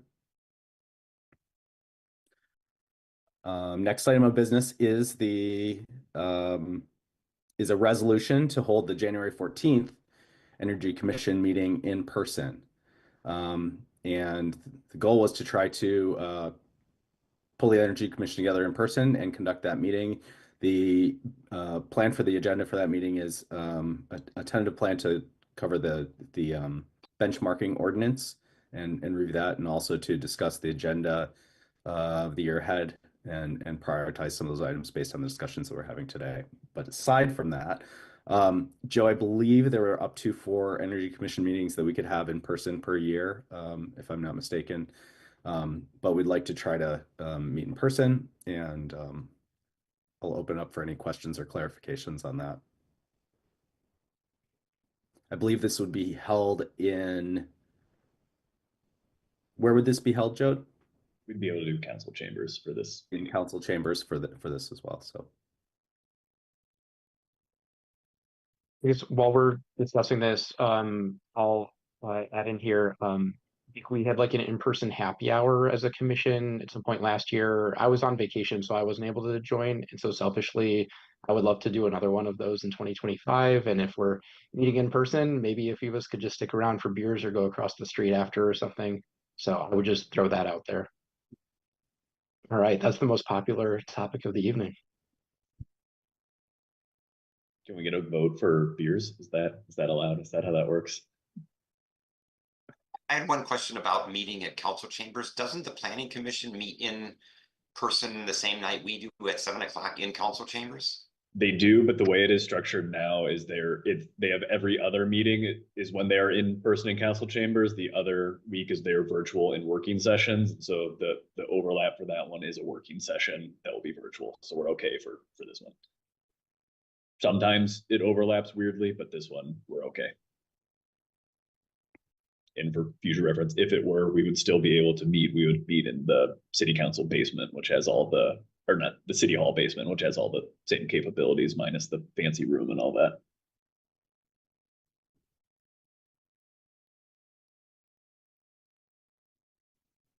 okay, hearing no more questions or clarifications, is there a motion to vote on the resolution as written?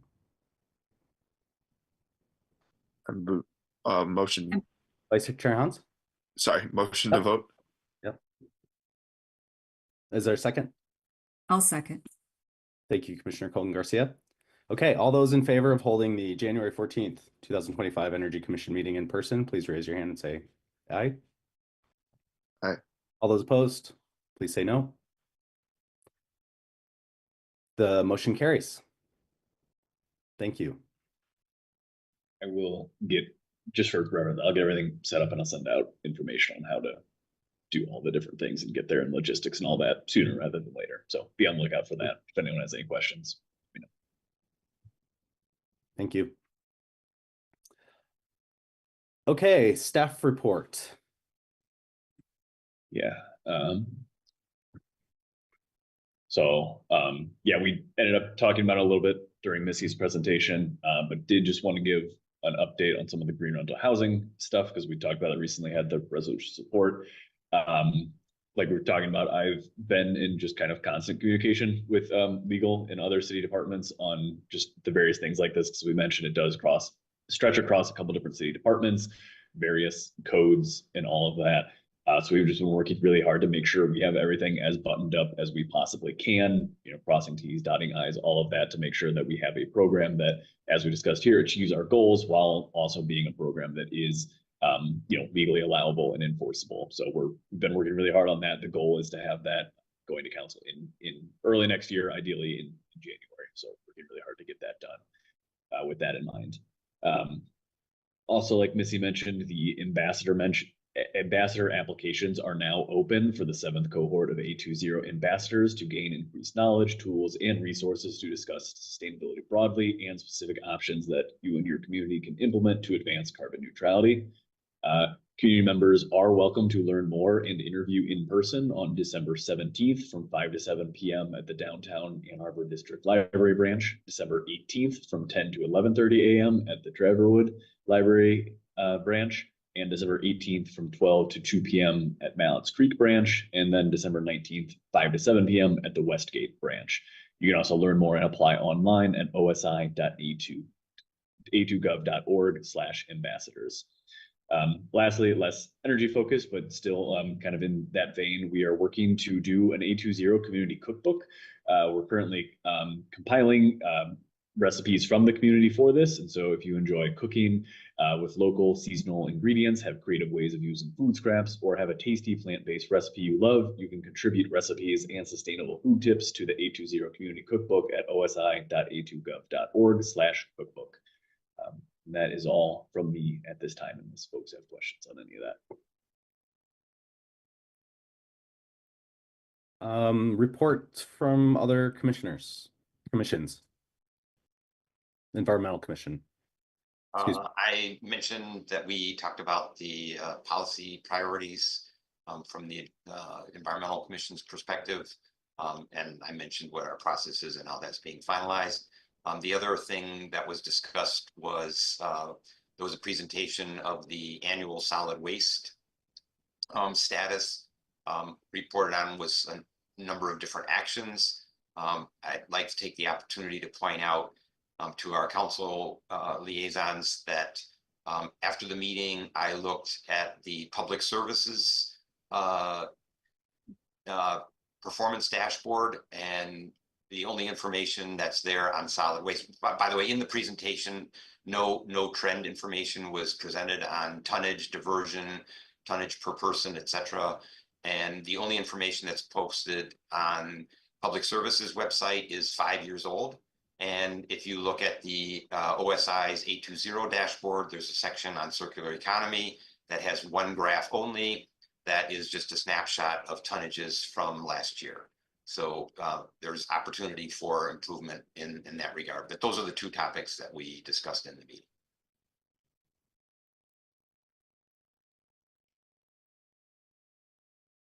Thank you. And any updates from council? None? Okay. Great. We will turn to our last opportunity for public input. Oh, sorry. Are there any other updates from commissioners that anyone else wants to share before we do that? None? Okay. This is the last opportunity for people to speak for up to 3 minutes. If you're watching on CTN, please call 888-788-0099 or 877-853-5247 and enter meeting ID 956-8715-7876. This information is also displayed on the meeting agenda and video feed, and city staff will select callers that have raised their hand using the last 3 digits of their phone number. Please press *9 on your phone to indicate your desire to speak. And when speaking, please move to a quiet area so we may hear you, and please state your name and address at the beginning of the comments.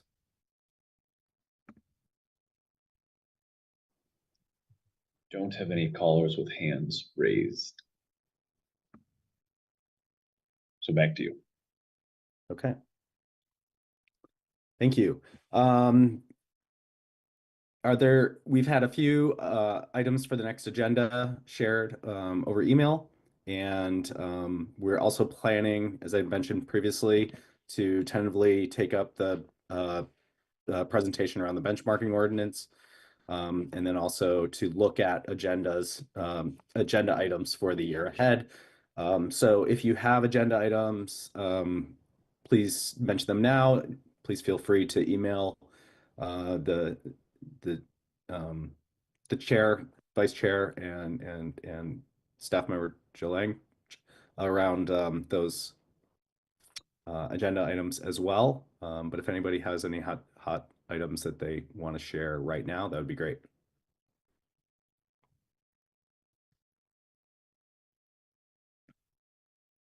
I'm curious to learn about any battery storage, like grid scale battery storage projects that might be occurring in Ann Arbor or in the vicinity of Ann Arbor, you know, on site or off site.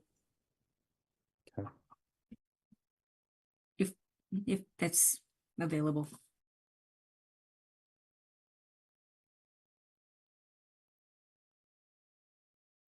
And just a quick note, we haven't yet settled or organized our process for sort of the agenda items for the next meeting.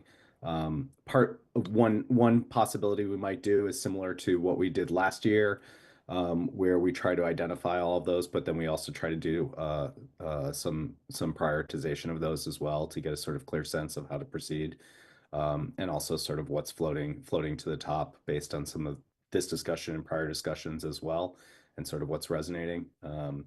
So we will pull that together over the course of the next month with any luck and share that and other items out with you over email in advance. But if you're able to share any of those via email or any other items, please do.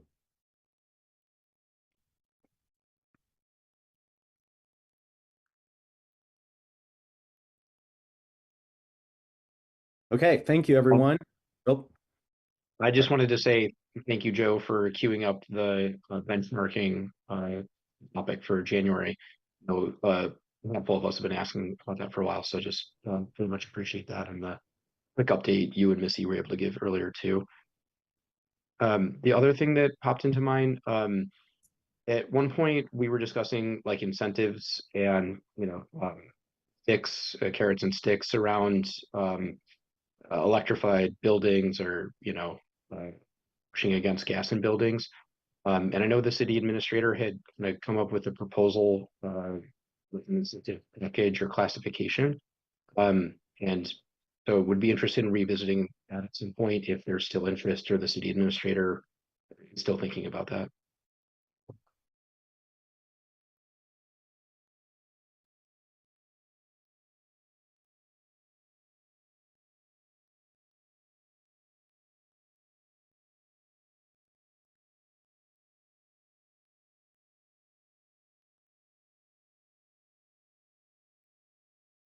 And just to follow up, I will follow up also offline with I know we're still sort of thinking about the vacancies on the Energy Commission and also sort of what that looks like moving ahead. And I'll follow up with staff and council members offline hopefully over the next few weeks too, to sort of touch base on where we're at with that as well.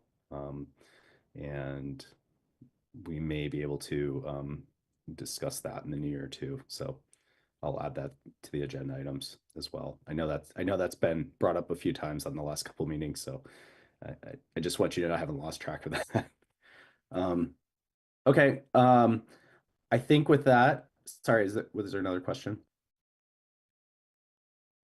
I just want to say thanks to everyone for what's been, I think, a fairly busy year on a number of fronts. And but I also think we've been reasonably productive, and we've had a lot of good discussions and presentations as well. So I want to thank you all for being here and being present in the work that you've done as part of the commission and helping council members as well. So thanks everyone, and stay tuned, and we'll follow up over the next few weeks.